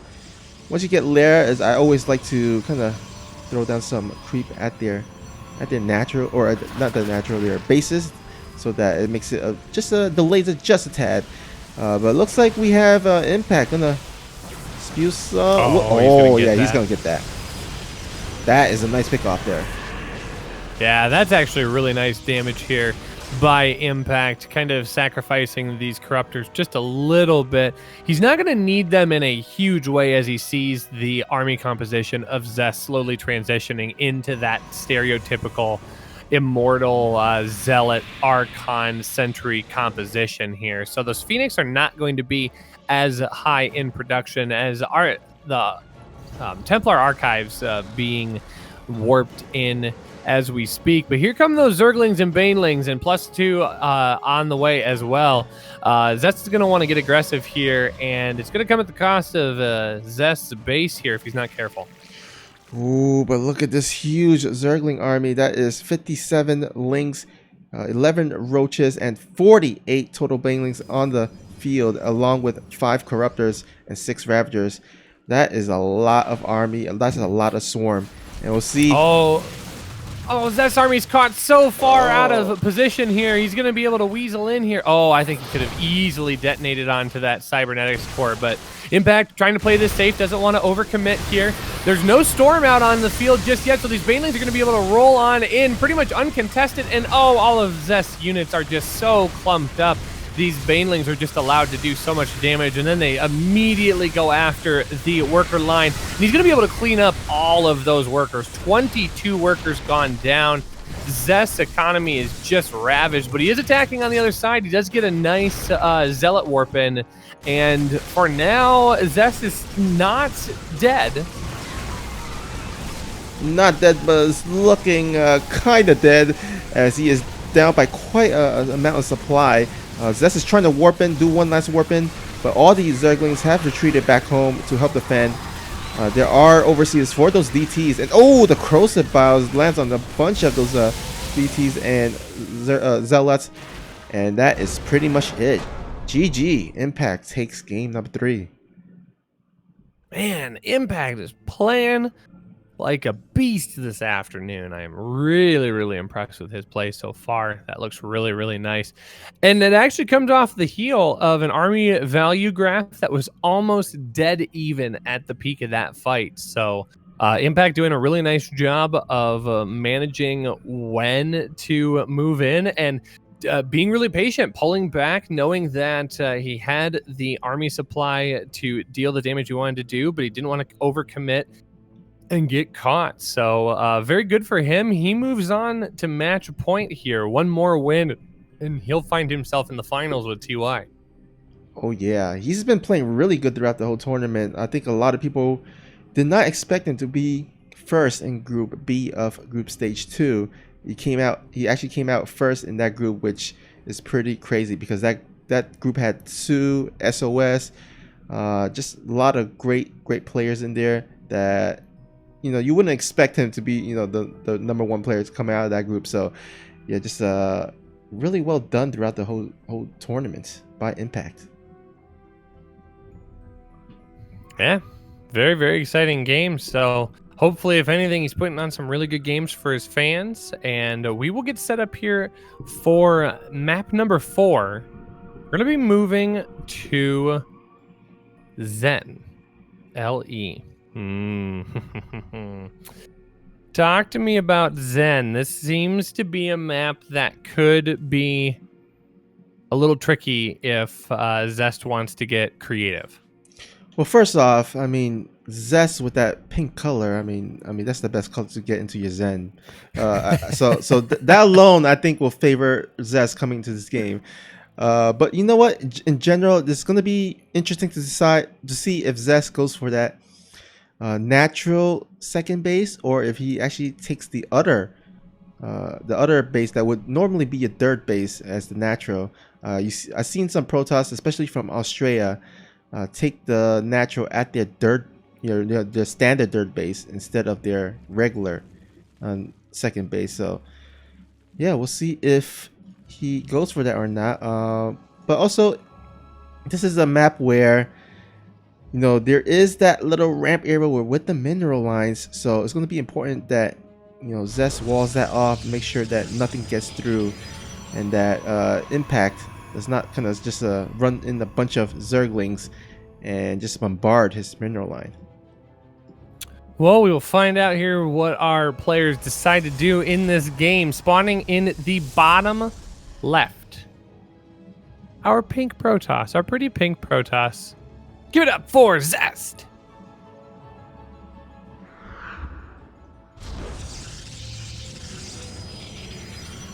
All right, and spawning at the top right, we have our blue Zerg player from Team LP. It is Impact. Oh wait, got the wrong name there. Let's go ahead. There we go, Impact.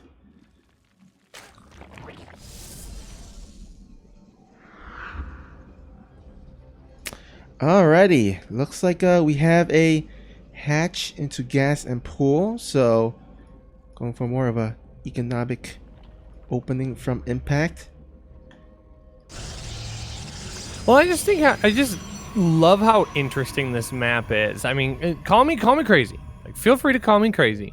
But I really enjoy it when Blizzard tosses some non-conventional maps into the map pool just to offer up a little bit of variety. I think these kinds of maps show us the kind of creativity that our pro players are capable of coming up with to not only give us really interesting games, but to keep the meta fresh and give us some units that maybe need a little bit of love in our current state of the game.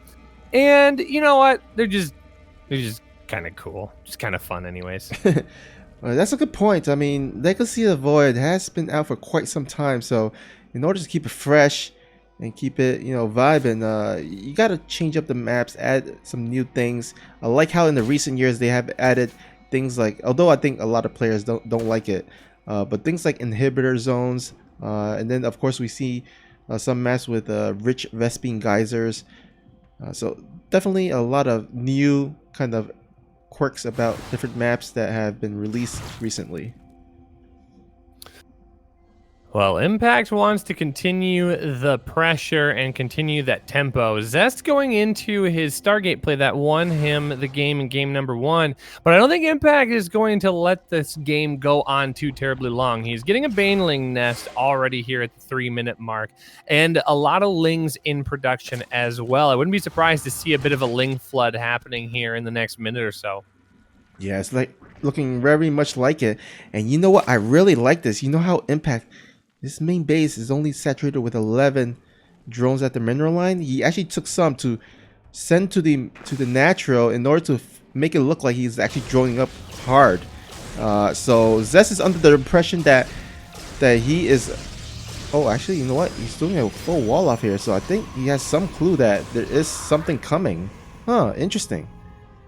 Well, and I don't think it's an unsafe thing to do. I mean, the little mineral patch right next to the gateway is easy to take down. It's only got 20, but here come the Banelings. This is exactly what he's protecting against, but this wall is not going to stand for long. He had exactly enough Banelings to break through, and now these Lings are going to ravage this base. He's going to take out the pylon that is protecting the only working gateway right now.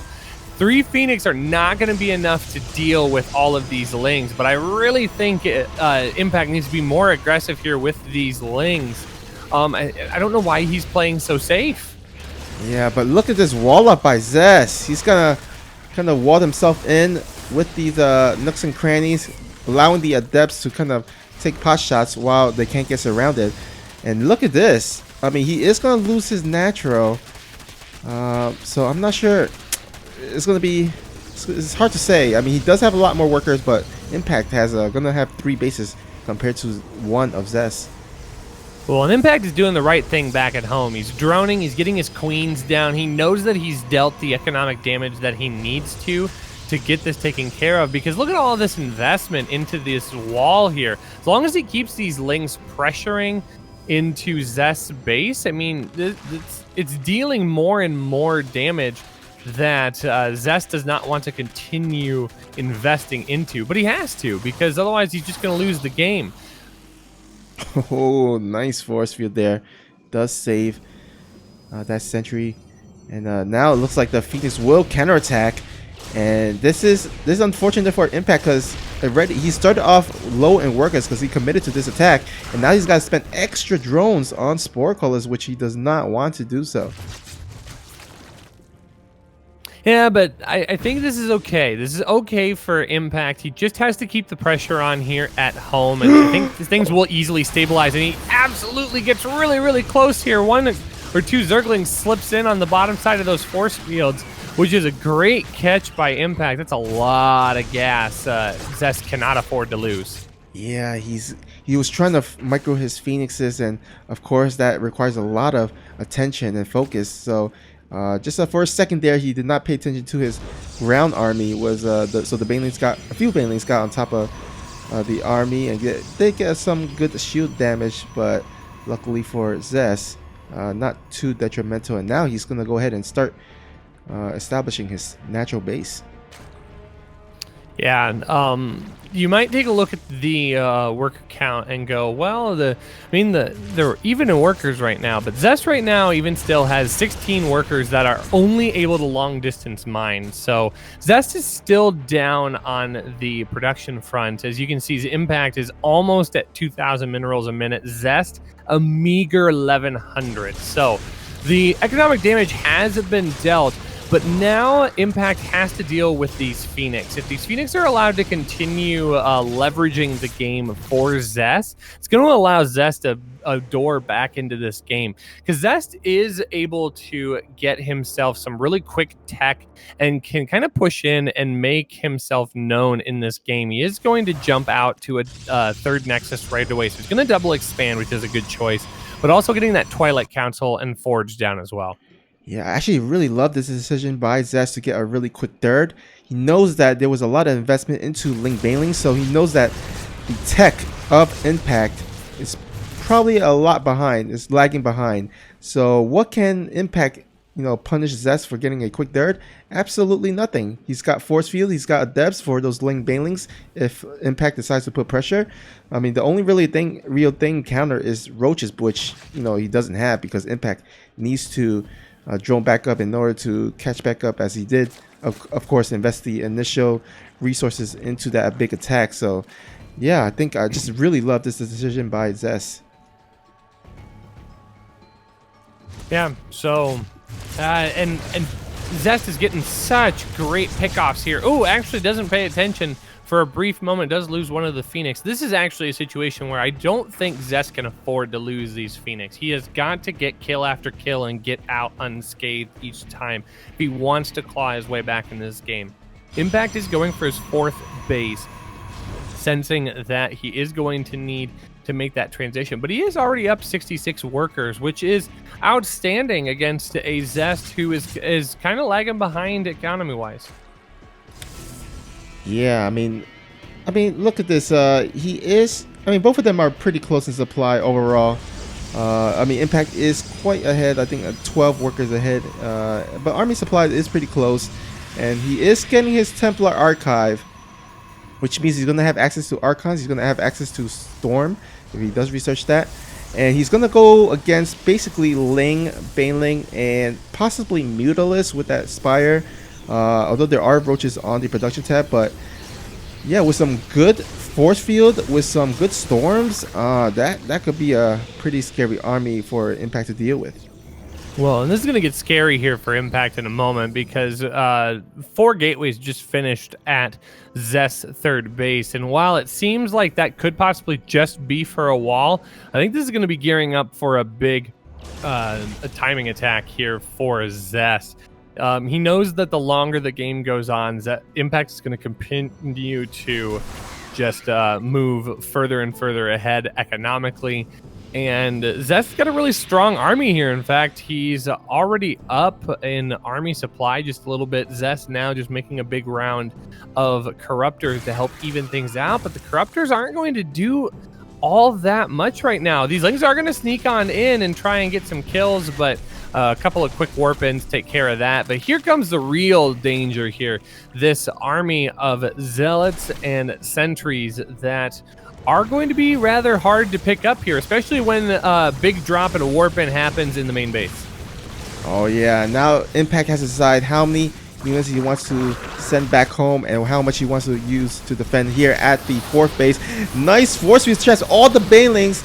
Corrosive Bios will get some of the units, but there's basically 2 attacks going on at the same time, and it looks like both front Zest is winning. Yeah, there's a lot invested in Corruptors, and they just aren't going to be that useful once this gets killed off. Yeah, and he's gonna have to GG out. We're gonna go to a game number 5. Zest winning game number 4. Absolutely brilliant there by Zest. And he attacked during a time where he had the +1 upgrade advantage, and Impact was actually researching his +1 melee, and he attacked before then. So this is a great timing, and yeah, Zest not ready to get eliminated. He really wants to get into the finals right here. Oh, really, really excited for this game number 5 coming up. Both players are playing incredibly well, but Zest says, no. You're not going to get it that easily. I will not go out 3-1. If you're going to take me, it's going to have to be 3-2. So that means we are going to go to our map number 5. Map number 5 is going to be Tritone. Ooh, nice. Triton LE. I think that's going to give us a really, really interesting game number 5 here for these 2 players. Oh, what do you think? That's a great... Make your call. You know what? Oh, this is really hard because I think on paper you say Zest. I mean, he's more accomplished. He has more experience. But then Impact, he's been playing so well throughout this whole tournament. So I really think it's going to be anyone's game. I'm just going to say 50-50. How about you? What's your prediction? I really, really like Triton LE for Protoss players. I really do. So I think Zest has the edge on this, but I wouldn't rule Impact out. I think Impact he's got the gas in the tank to take this all the way, and I wouldn't be surprised to see him eke one out. But either way, I know TY's got to be watching this going, I got to pay attention to these two players because they're both coming for me. Oh, yeah. Now, TY and Zest did play in group stage, or group A and group stage 2, and TY did 2-0 Zest, so I'm sure Zest is looking to kind of come back, get into the finals, and get some revenge on TY, but we'll see as this next game is loading up. And we are headed to Triton LE.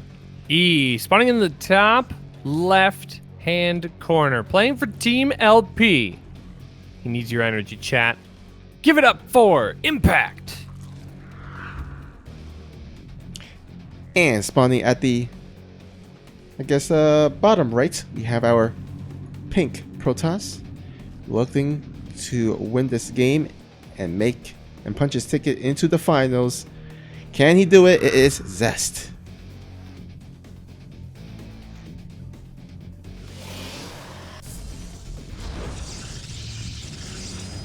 I got nervous for a moment when I saw that probe get down the ramp. I was like, no, he's not gonna do forward, but he didn't. He went back up and built a plain old gateway. So I got all excited for a half a second for nothing, but that's totally fine as we move out here.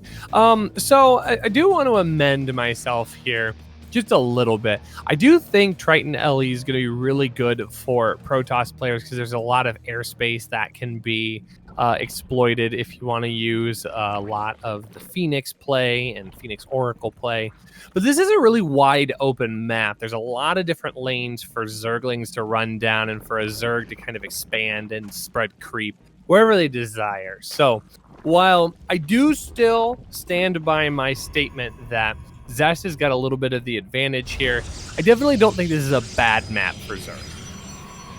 Yeah, I mean, I feel like whichever player does the more aggressive build is probably going to have a bit of advantage because this map is pretty small. You can pretty much get into your opponent's base relatively quickly. So I think whoever decides to put on the pressure first or quicker might have a slight advantage. Now, it will be interesting to see which dirt base these players go for.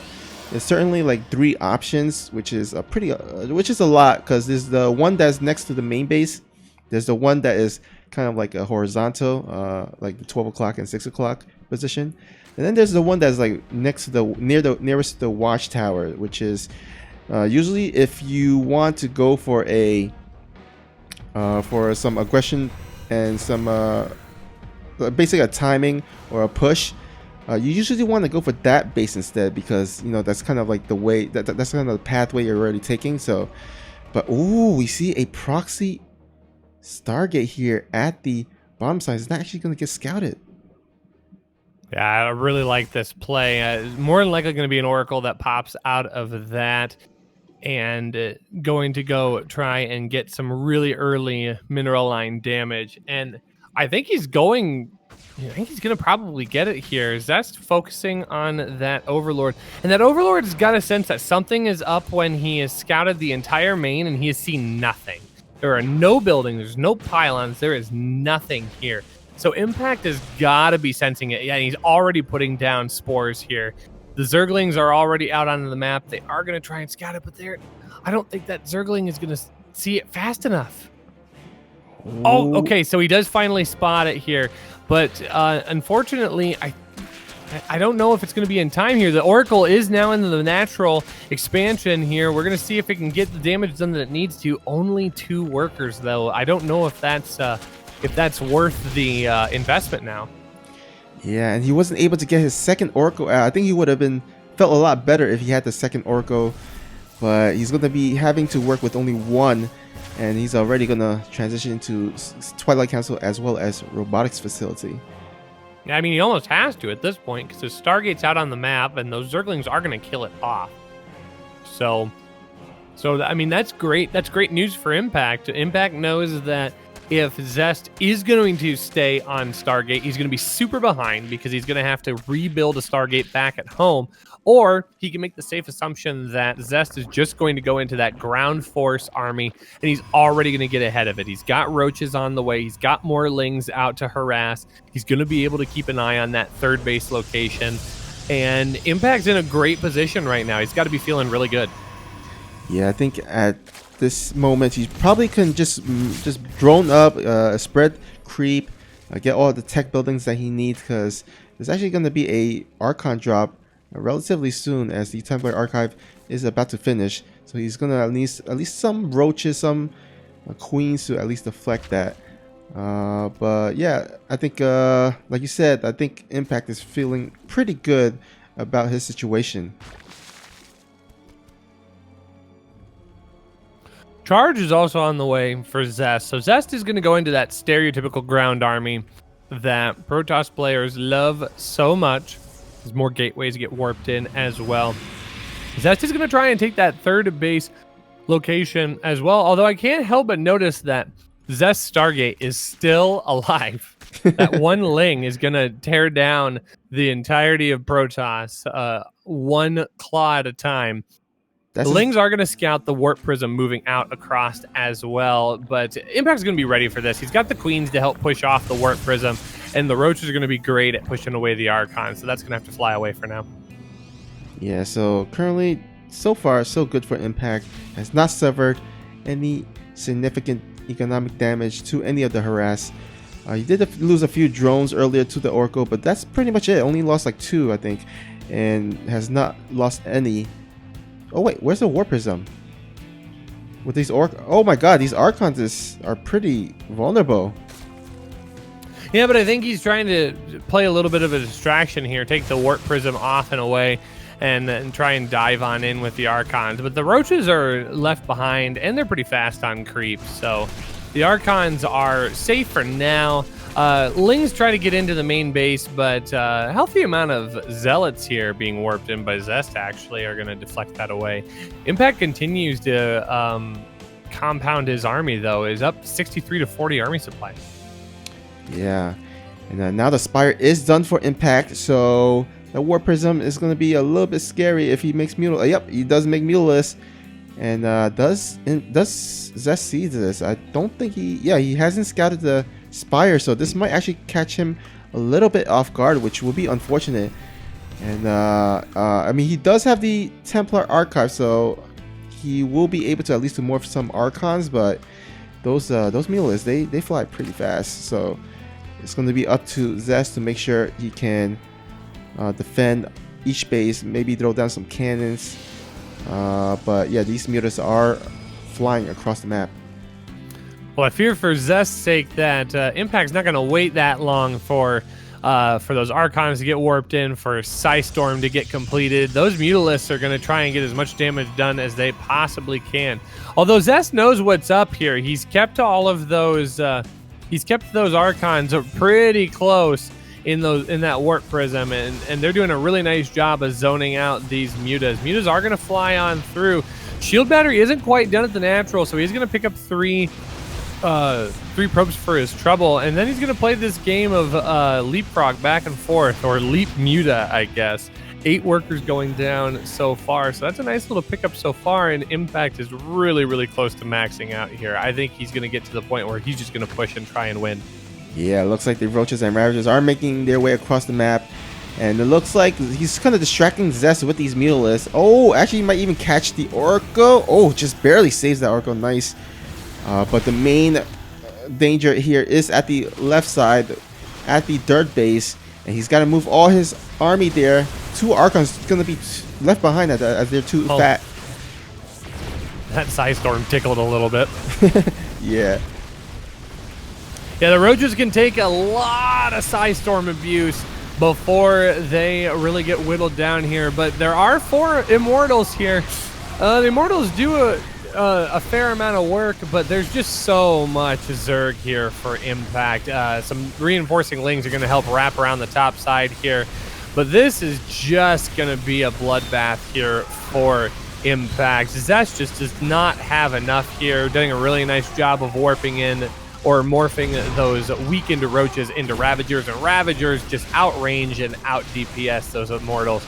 And I think this is going to be all she wrote here. It looks like we are about to have a ZVT in our finals of our Xmas Showdown. Yeah, Impact showing why he really wants to make it into the finals. And actually, he does not finish Zest off, but in a minute or two, or not even a minute, I think less than a minute, I think he's going to do the final blow as he is morphing additional Ravagers. More roaches coming and streaming across the map. Upgrades are still equal, but the army supply is just way ahead for Impact. 123 supply to 43. And this is pretty much all she wrote, as this is probably going to be the last stance of Zest. Yeah, Zest needs a miracle to happen here, and the reinforcing roaches are going to collect the army on the top-hand side here. These Immortals, they're good, but they're not that good, and they're going to get fully surrounded, and GG is called. Impact is taking game number 5, and we'll move on to our finals. Very well played. Yeah, what a series played by both players. Zest definitely had his chances, but Impact, that last game, I think pretty much sealed the deal. He just absolutely played phenomenal. Zest just wasn't able to catch back up after his initial Stargate went down. And just roaches, just punched those roaches into Zest's throat and was able to punch his way into the finale. Sorry, didn't mean to yawn. So exciting. So it was an excited yawn. Definitely isn't because it's 11 o'clock where I live, but that's totally fine. We are going to get set up here for our finals. If you're looking for more StarCraft, good news. We have the finals for you today. We're going to check with our players and see if Impact would like a quick break as we get set up here in our finals. I'll let Snoopy talk about Salad here in just a moment, but once again, folks, make sure hit up that Matcherino. Let's get all of those codes spent. I haven't seen any updates from Sushi just yet, so that leaves me to believe there are more codes to be had. Check out that bit.ly at the top of the chat, bit.ly/Xmas Matcherino. Use the code APS Xmas Hype to add 50 cents to the prize pool. Totally worth your time. Yeah, it doesn't really take much time. You can just head on there, sign in whatever, whether it's your Blizzard account, your Twitch account, just plenty of ways to sign in, and then of course just press the contribute button and enter the coupon code, and you're done. All right, and before we get into this next match, the finale, we do have a sponsor that we would like to talk about, Salad Technologies, guys. Basically, you can download the Salad app and basically start chopping salads. And what it will do is it will utilize your GPU. So just make sure you have a good GPU, and as long as you have that, you can start chopping those salads and turn them into rewards such as Discord Nitro, Amazon gift cards, Netflix gift cards, Spotify gift cards, plenty of gift cards. And then also game codes, game credits, Steam credits as well. They have just so many rewards that you can take advantage of. And all you need to do is just be idle with your GPU working and chopping salad in the background. So if you want to learn more, if you want to download the app, check them out at salad.io. And yeah, you can read all about it.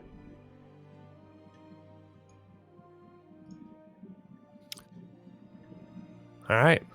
It looks like we are going to jump in here soon, but we are going to take a short break and let our players pick their maps and get set up, and I'm going to take a quick bio break. So don't go anywhere. We've got our finals coming up in just a moment. You're checking out the Alpha X Xmas Showdown. My name is Rushy. I'm here with Snoopy. We have got a great final set up for you. TY versus Impact as ZVT. Don't go anywhere. We'll be right back.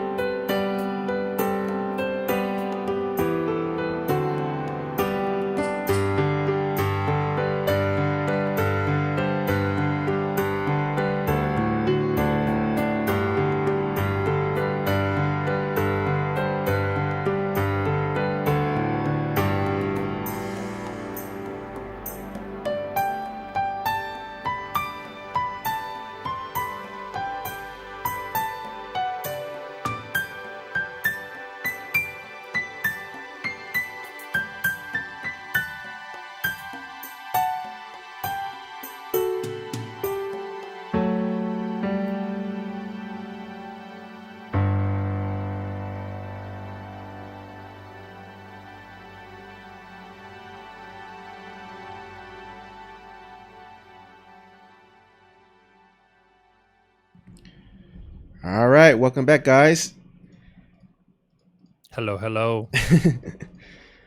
And looks like oh wait, are they getting their map views done, or they're just like taking?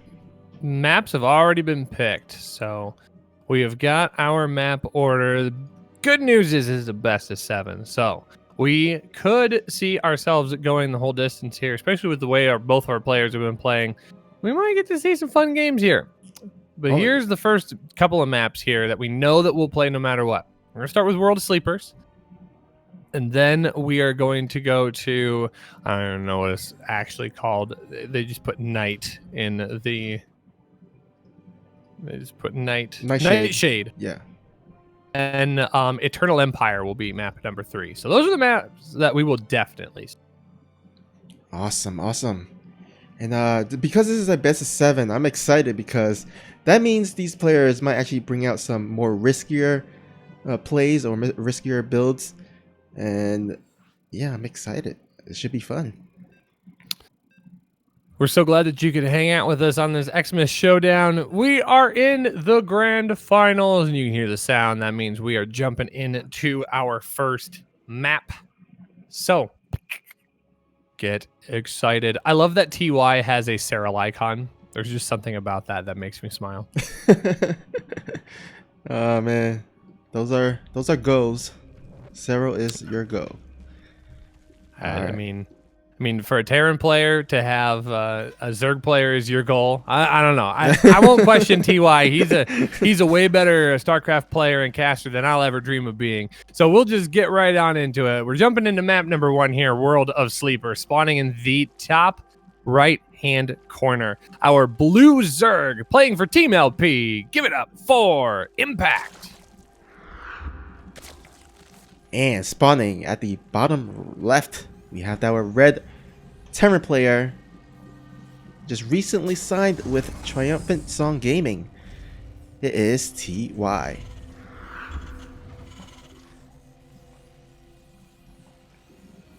Yeah, it's crazy to think that him and Stats are no longer with Splice. Yeah, but he is now with Solar and Nice, so not too shabby. Yeah, there's a lot of shakeup in the scene in terms of team play. I'm starting to notice that the Chinese teams are picking up more and more players as the years go along. It'll be interesting to see what kind of impact that has on the StarCraft 2 scene. I'm assuming and hoping that it'll be a positive one. So Yeah, I've heard a lot of, I guess, new recent Chinese tournaments as well as Chinese team leagues. So I definitely see kind of a shift to more, I guess, more of the Chinese scene being shown on the StarCraft and esports community. Looks like oh, go ahead. I was gonna say, well, if they've got the money to support it, no reason not to. Oh yeah, that's always a great thing. Maybe one day we'll have a StarCraft being prominent in other countries such as like India or something. Ooh, I could support that. I could get behind that. It's gonna be a lot of servers though. I can't imagine.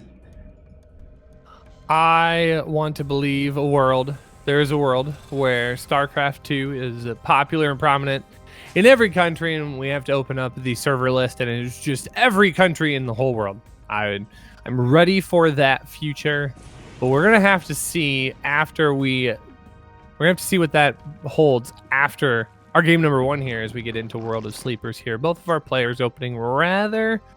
Yeah, the Ranger's standard here. Impact getting his third base down before the Reaper can do any damage. Although TY is kind of concerned. He's expecting Impact to come and deal a little bit of damage here. So keeps the Reaper back at home. Ooh, but we have Impact with a really quick Roach. Speed is done. He's getting his second gas. I think my spidey senses are tingling.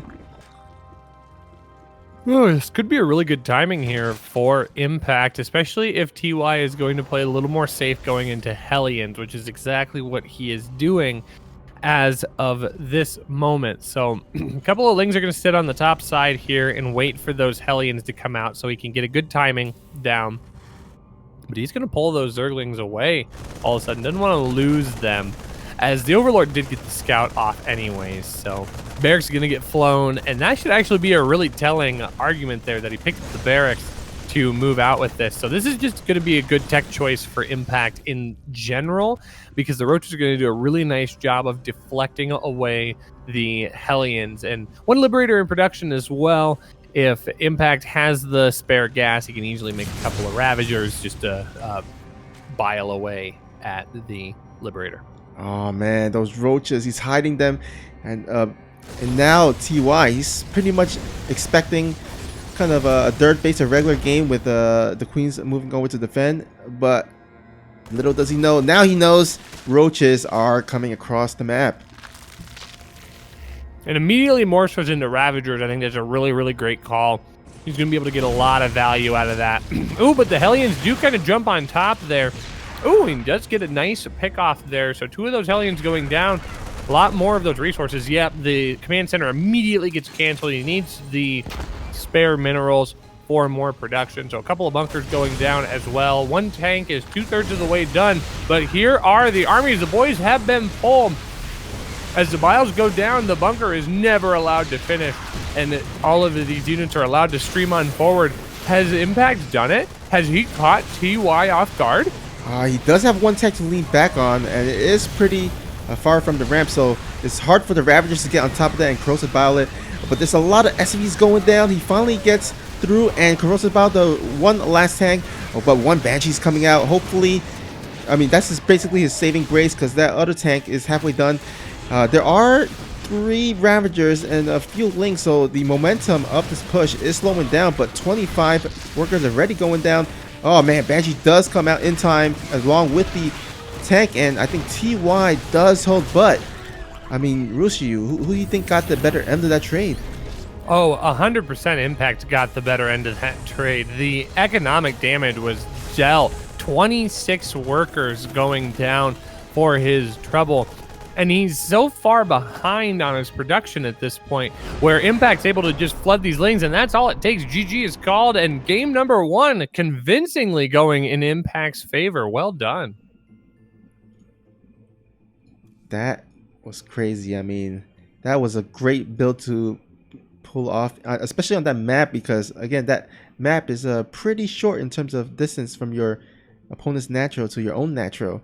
And the way he hid the tech, I mean, because TY didn't send his initial Reaper to go scout and harass, that allowed Impact to basically tech straight into Roaches without fearing that TY was scouted and start preparing. And so by the time TY scouted the Roach push, it was just basically too late. I mean, he couldn't get his bunkers up, and his Banshee was pretty late, so as well as the tank. So yeah, just really well done there by Impact. Yeah, just jumped on a really tight timing. I mean, that's a build that Impact has probably practiced 100 times on ladder, and it was just very well executed, very well timed. And yeah, great game. So we're gonna move into map number 2 here. Map number 2 is going to be on Nightshade. So we are waiting for our lobby to be made here. Guys, And let us know in the chat who you think will win the series. It's going to be a pretty... I have a kind of a feeling that it's going to be a close one. I don't think it's going to be just a rollover or something. I'm expecting a relatively close match or series. You got a prediction of the score? I don't know.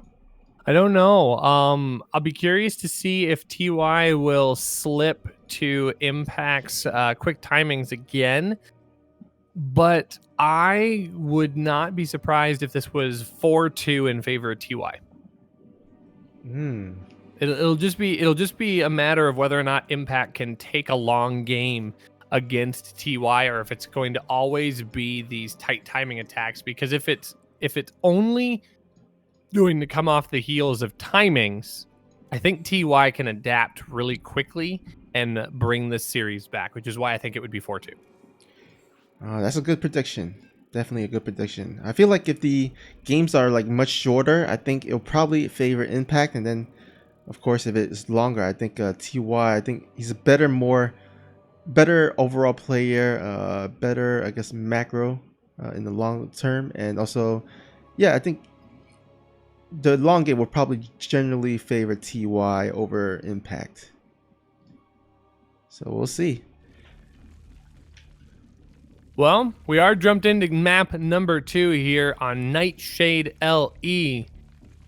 This man in the bottom right-hand corner is up 1-0. Our blue Zerg player playing for Team LP. Give it up for Impact.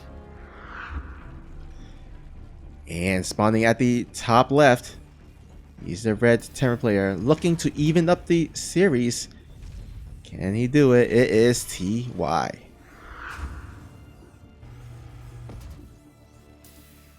It's an awful early gas there, Snoopy. Yeah. What do you think this is going to be for? I mean, he's kept his barracks back at home, so it's not going to be some weird cheesy Reaper aggression here. But I'm intrigued here. Gas before barracks. I don't play enough Terran. Well, he does have a little opening between the barracks and the supply depot. So I feel like he might actually just throw down a reactor and just maybe place a quicker factory behind it and go for some quick Hellion harass. Very possible here. You can tell that we're both Zerg and Protoss players because we're sitting here just like pondering, what could the Terran player be doing? What does it all mean? You know, I'm looking at the map and I'm seeing like there is quite a distance between the second and the third base. So if you can get the Reaper as well as the 4 Hellions quicker, you can help use it to deny creep tumors from Zerg. Because these days you can't really cancel creep tumors. It's, the old days of being able to cancel them if you need to, it's gone. So I mean, once you throw down a creep tumor, you're committed to it. And if you can actually cancel the initial 1 or 2 creep tumors between the natural and the third, that might be pretty helpful later on. It's absolutely true here. You are right in your assessment so far here. Going into that factory, just a normal build order here. Roaches are already on the way for Impact. So and this is exactly what I was talking about. I'm wondering if TY is just going to adapt here. If he senses that this kind of timing is going to happen, and he's just going to try and have the extra gas so he can get an extra tank, he can get some extra production down right away, because there's already 5 roaches incoming. In fact, this is actually an earlier timing than it was in game number 1. But TY going into the same style of composition, picking up some Hellions, getting into Starport so he can get a Liberator out on the map. But this is going to come at him a lot faster than it did game number 1. Yeah, but I'm still scared for TY. He's yet to scout this. He's been keeping his Reaper a bit back, and not kind of committing into the scouting or the harassment with that initial Reaper. And oh man, I think he should know something's up because the speed is actually quite early. And I love this, using the Zerglings to draw TY away. And this is, now he knows. So more stuff on the way. Banshee is in production, but it's going to be another case of, is this going to be too little too late? There's no tank on the high ground, so the possibility of a siege tank helping with this defense is not possible. One of the roaches actually getting bounced on the back side there. That was actually really, really cute, but now the Lings come flooding in, and this is carnage here, Snoopy. Yeah, that is pretty much significant game-ending damage. The Banshee will finally come up, but 14 workers going down at before the 430 mark. That's looking tough, quite tough for our Terran friend, and he GG's out, and Impact taking a quick 2-0 in this best of 7 series. Wow. I don't know if we could have predicted this initially, but I still stand by my my score count here. I think this will be where TY pivots because you do the same kind of build 2 games in a row, and that's gotta start getting the wheels turning here for TY. Yeah, I mean, like they say, if you pull out that cheese the first time around, that's shame on you. But if you pull it out twice in a row and it works, that's shame on you or shame on me.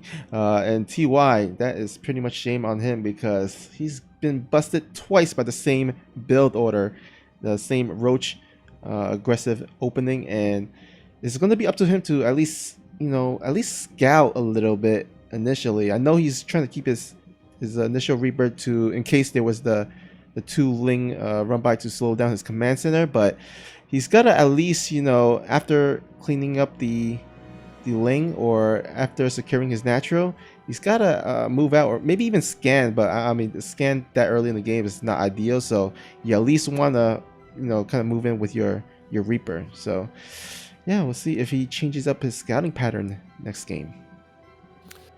I would like to make a prediction here.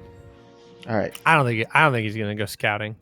I think we're gonna see 2 or 3 SCVs pull right out of the gate. Oh yeah. I don't know. There's an old song. Anything you can do, I can do better. I can do anything better than you. And I think on Eternal Empire here, I think there is potential for us to see maybe some proxy barracks, but we'll see. As we get into map number 3 here, settle down. I know you're excited. I'm excited too, but those poor microphones don't need to come at sacrifice here. But we are spawning in the top right-hand corner of this man who is up 2-0 and is going to have to defend what I may or may not have already called. He is playing for Team LP. This is Impact. And spawning at the bottom left, looking to bring the heat to our Zerg player, it is TY.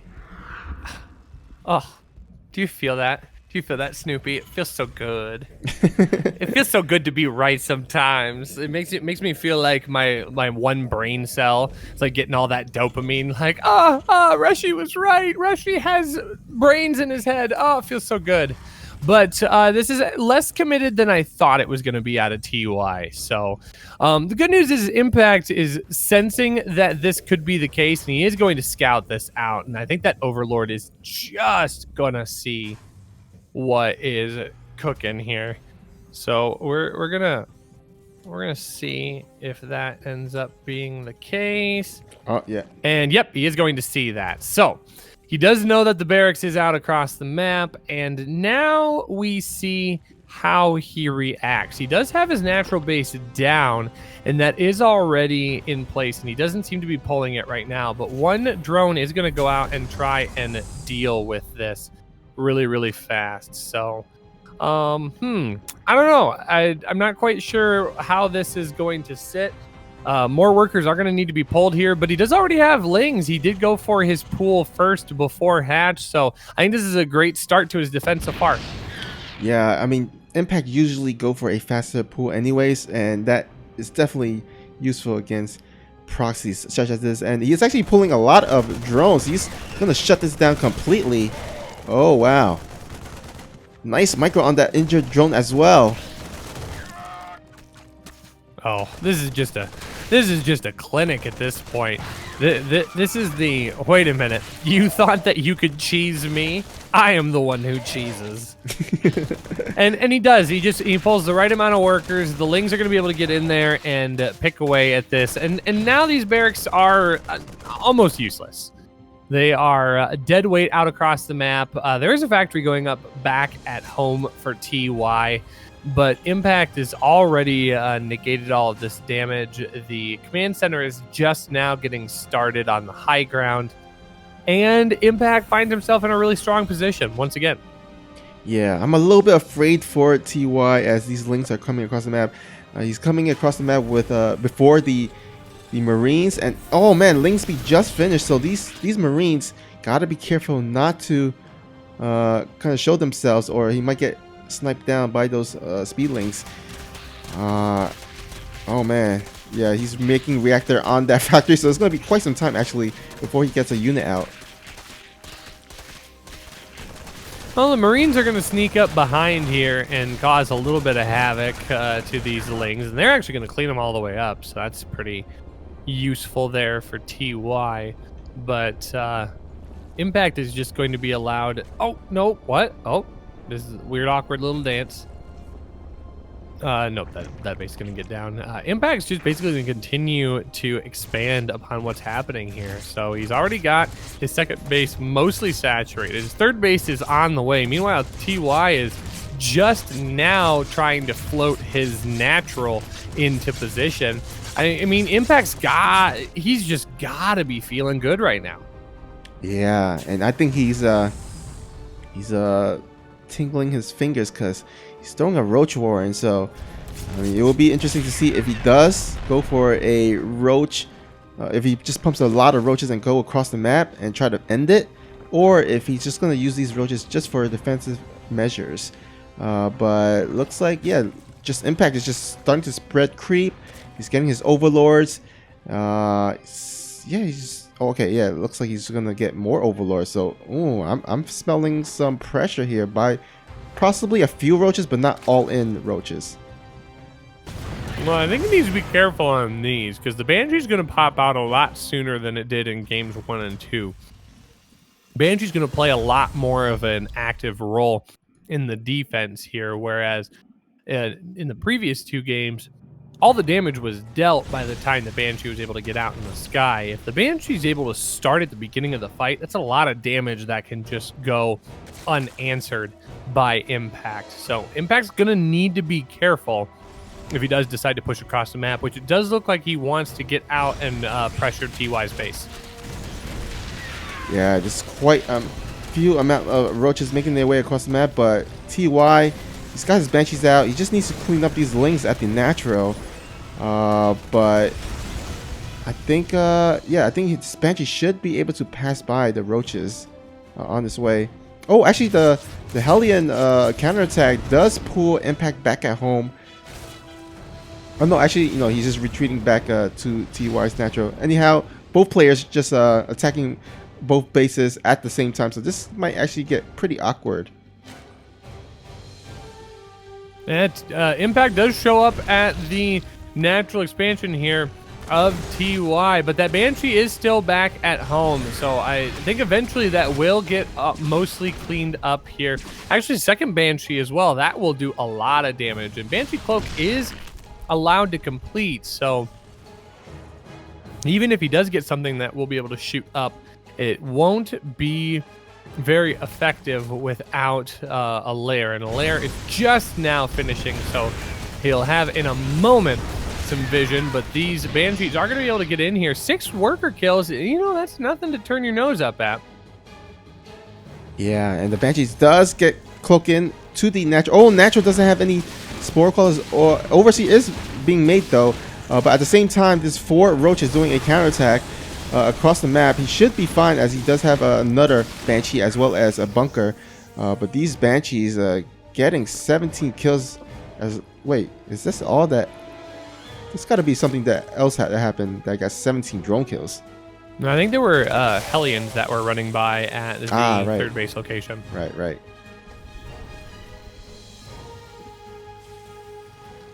I was like, 2 Banshees can't get that many drone kills. Not that quick, at least. Yeah.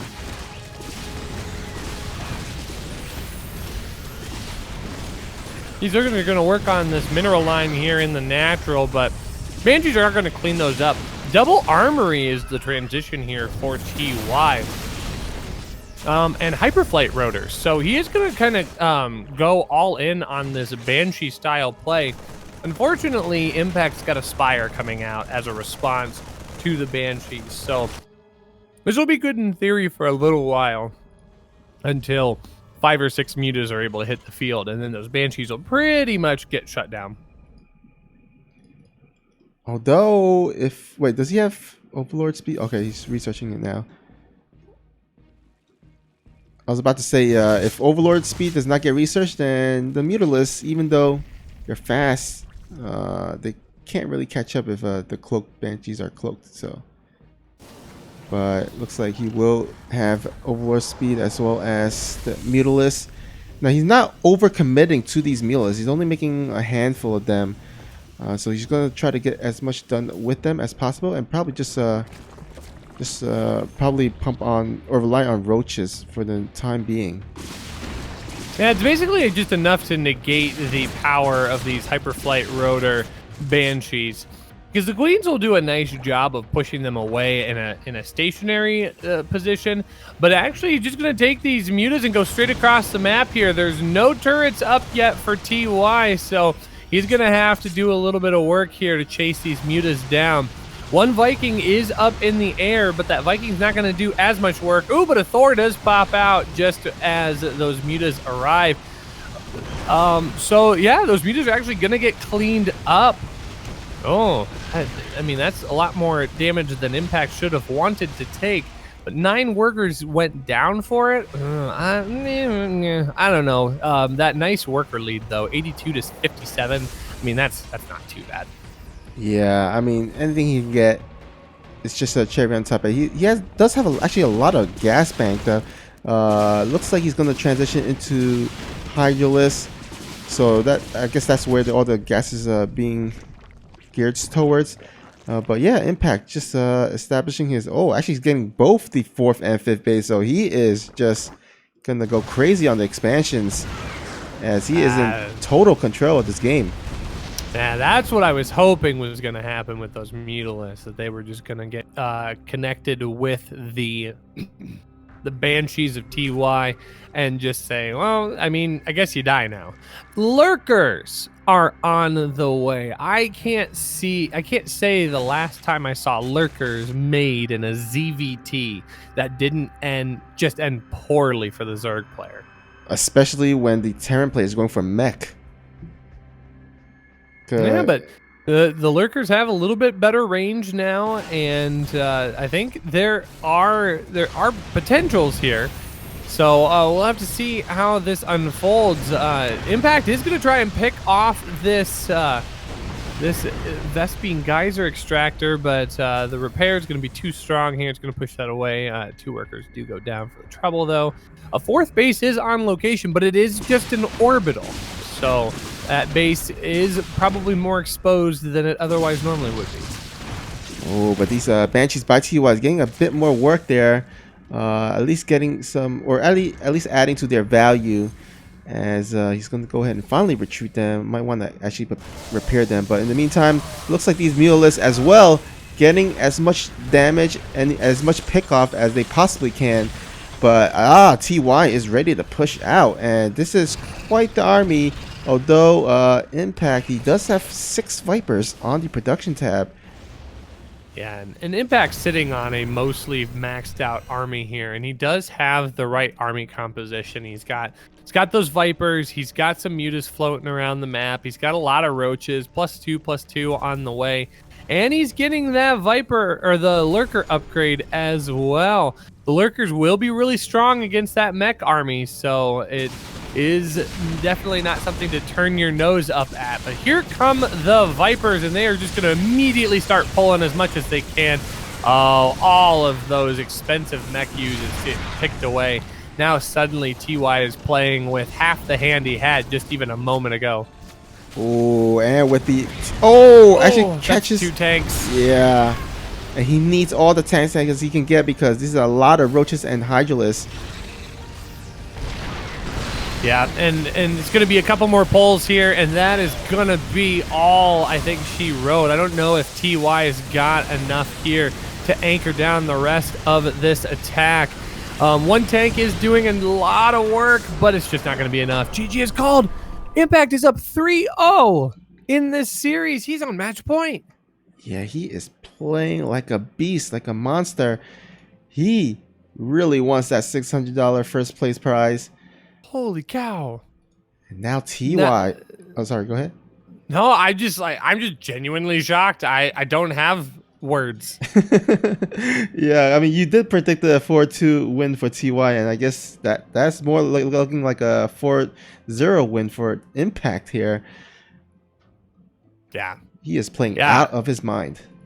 I think you stated it exactly correct. I think he is hungry for that first place prize that has been put together by Alpha X, our amazing community, our amazing people over at Matcherino, and you. You have helped with this, and he's hungry. He's ready.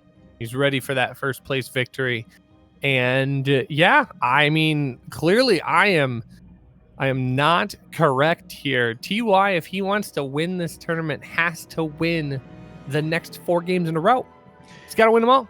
I mean, And that's a tall order against an Impact that's playing incredibly well right now. yeah, I mean, TY, he is really good. He's been consistent throughout his career. In fact, he is 8th in SC2 career earnings in terms of the top 8. And yeah, he's just been really, really good. But, ooh, 4-0, or I guess the next 4 games that he has to win, that's a really tall order. Well, if he's going to do it, it's going to happen. It's going to start here on our next map, which is Ephemeron. And he's going to have to do it right away, but I don't think it's going to come off the heels of another proxy barracks, because that did not go so well for him. Yeah, I think if he did see Impact's previous games, he should know that he does usually go for a fast pull either way. So proxy probably not the best strategy towards Impact, just based on his play style. So I would like to see him just build at home, play a standard macro game. I think his skill can carry him over. Well, if it does, we're going to find out here in map number 4. Spawning in the top left-hand corner, this man is on his last life. He is a Red Terran player. Give it up for TY. And here at the bottom right, we have the blue Zerg player from Team LP. He is playing to win it. He is definitely in it to win it. Can he close it out? It is Impact.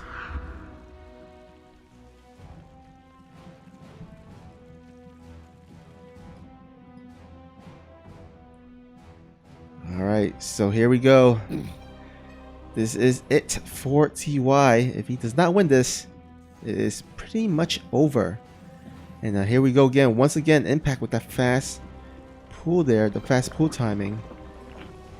Yeah, Impact's expecting another proxy racks, but TY is a smart man. He knows that Impact is looking for this. So at this point now, TY needs to capitalize on the fact that Impact's economy is not going to get started as quickly, and he is just going to open plain old normal style.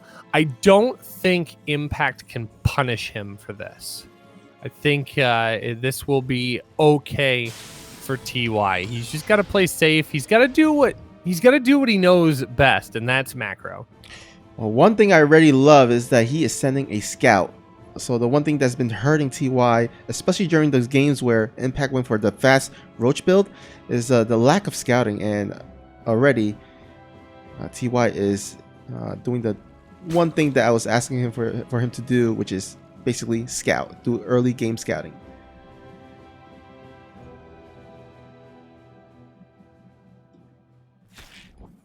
Well, a couple of things are going to show that Impact did go for that early pool. So that should make TY maybe not feel safe, but at least feel like, okay, I made the right call by not going proxy barracks. And he is going to get just a little bit ahead in the economic game if he plays this safe. So speed is going to be a little bit earlier, so he's doing the right thing by not sending that Reaper out too long. In fact, he just brings it right back home and parks it in front of the natural. And this is going to be kind of a normal game here for TY and Impact. I'll be curious to see when Impact takes his third base location. Although, take a look at that. He is going for Overlord speed right now.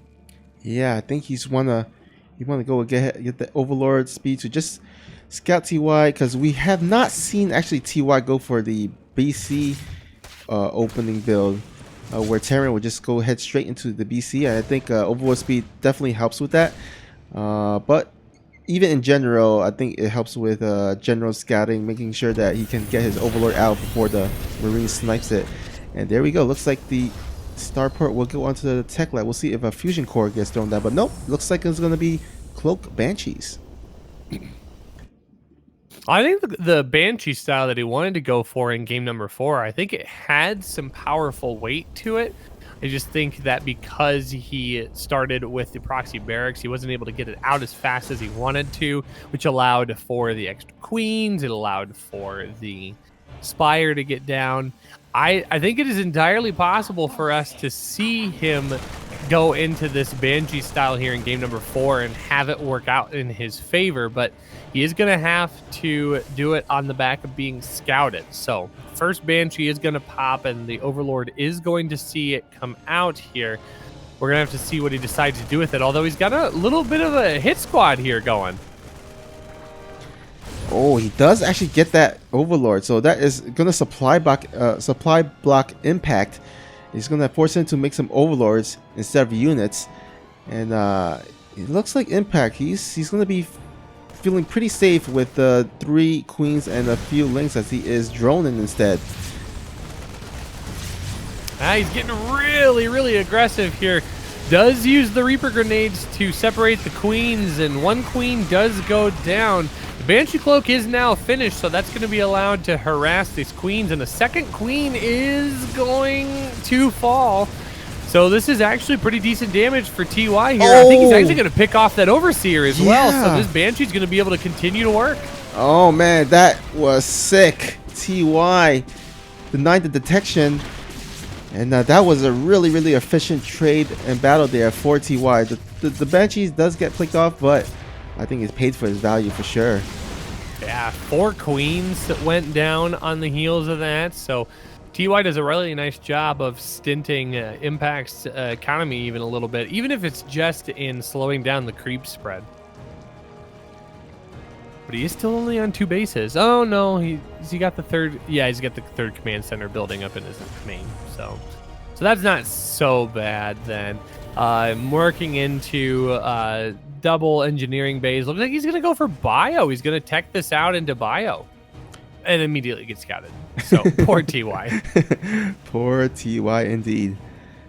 But you know what? He's not in too bad of a shape. I mean, he's got his Banshee still harassing, still evening up the drone count somewhat. And yeah, I think as long as he just keeps playing it out, start building his bow army. He does got the stim pack on the way, and he's building up his tank count. I think as long as he's for sure, at least he's in the better position compared to some of the previous games that has been played.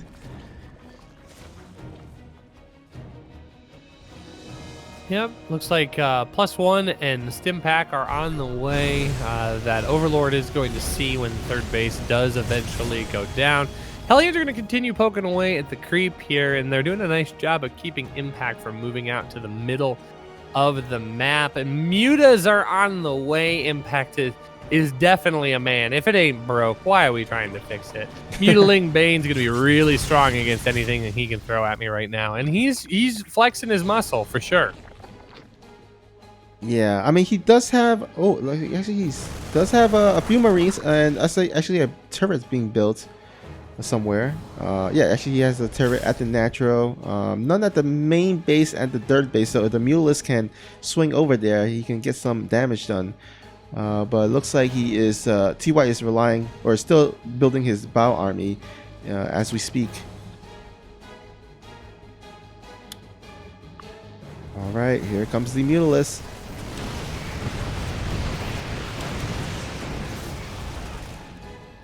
All right, Mutas are going to jump around. They are going to see the upgrades, the 1-1 in production. A whole worker line is going to have to be pulled because he doesn't have any turrets manned up in the mineral line. Meanwhile, a really nice Ling run by here. Going to pick up a couple of more workers, so we're all the way up to 11 workers. This is actually really good damage by Impact. I think Impact's got the opportunity. He's got the legs to get this done. Yeah, I'm really impressed. It's always a win when you can get economic damage done while you're expanding, and that's exactly what Impact is doing. He's getting his 4th base while doing all these harass, which means that TY, he's stuck at his side of the map instead of out harassing or attacking Impact. Yeah, that's a big blue blob moving across the middle of the mini map right now. Lots of Roach and Ravager moving to the front. And TY is just kind of pulled apart here. I mean, he's going to scan and he's going to see that this army is coming up here, but the tanks are a little bit out of position. All of these Roaches and Ravagers are able to pull in here. And yeah, I don't know what TY expects to do here. Impact's going to be able to get the Concave of the Century here, and this is what's going to ignite our engagement here. All the boys have been pulled, so many workers being killed, but those Ravagers don't quite connect with the siege tanks, so they are going to have to be pulled back a little bit, but it does come at the cost of 15 workers. Oh, TY's trying to jump on top of the remaining Ravagers. He does snipe out a bunch of them, but there are still a lot of units here. But I think TY just barely will be able to hold this off. Barely. I mean, he lost all of his workers at his 3rd base expansion. It was fortunate that he was able to keep that Roach Ravager ball from being able to bile down those 2 tanks in the back. Those were the actual heroes here. And Impact goes, yep, if I would have had 5 or 6 Banelings, that would have been a completely different fight. So a Baneling nest goes down as well, and Impact's able to continue teching all the way up here. He's getting +1 melee, getting into some tunnel Roaches as well. Oh, I think Impact's just he's getting ready to start flexing here, Snoopy. Oh man, when you have burrowed Roaches in your main and your natural everywhere, that is pretty annoying to deal with. And we'll see if Impact will be able to burrow his Roaches. But in the meantime, he's trying to defend and deflect this push, which should be no problem. Oh, almost gets barely the medevac. Oh, no. He should have been more brave with the Muta. There it went. There it finally went. All right. Oh, 30 Lings on the way here. Yeah, Impact's starting to get antsy. He knows that he smells there's blood in the water. Impact's also taken the 4th and 5th base possible locations for TY, and he's dropping creep on him. And he knows that there's no 4th base location in the 9 o'clock position. He knows he's gotten TY backed into a corner. Meanwhile, he's taking his own 5th base a little bit more forward. Meanwhile, what's happening for TY? TY is just trying to cobble together whatever forces he can create here. He's got 5 tanks, which is not terrible, and he's got a remedial amount of Marines, which is also not terrible. But he just doesn't have the staying power he needs right now, and he's going to try and move out onto the map, and if he's not careful, Impact's just going to wrap around him and give him the old hug of death. A little bit of awkward engagement here as both players are trying to kill the rocks. But there is a little force here at the right side trying to clear out the creep tumor. And he has actually done a pretty nice job trying to decrease the amount of creep. But here we go. Looks like TY is looking to take down this base. But there is a huge Roach counterattack at the dirt of TY. Oh boy. Yeah, this is actually really good engagement timing by Impact. TY is having to focus on 2 places at once. Impact's able to give up this 5th base location. He doesn't need it right now. He's just trying to secure himself a potential future victory in this game. So Impact's okay throwing that base away. It's this damage here at the 3rd base that is his bread and butter. While he is waiting for centrifugal hooks to get finished up, and they just now have finished up, so he's able to engage on this army of TY if TY lingers a little bit too long. But sensing that something's up here, TY decides to back off just a little bit. Yep, one little pesky Roach will finally get cleaned up at the dirt, but that is quite the army for Impact. That's how many Banelings is that? That's 38 Banelings, 79 Roaches. Man, that is quite the army there. as he is ahead. Oh, actually, hold that thought. We do have a move out by Impact. There's a bunch of links, and actually the natural's pretty open. Oh, TY with the response time closes that shut. Oh yeah, and this is exactly the kind of chaos that Impact wants to create for TY. TY doesn't have the army to be able to split across on 2 or 3 different fronts right now. So Impact's going to move in with his main force of the army while these Lings try and do as much work as they can. But the tanks do manage to get sieged up at the top of the ramp before Impact's able to push in too terribly far. This run by a Lings is going to continue to cause more and more chaos at the 4th base location, but Impact actually just took his whole army back home. I think Impact is giving TY a little bit too much respect here. He knows TY is good, but I think Impact should know that the time to strike is now. Yeah, although you know what, Impact, I'm looking at his bank.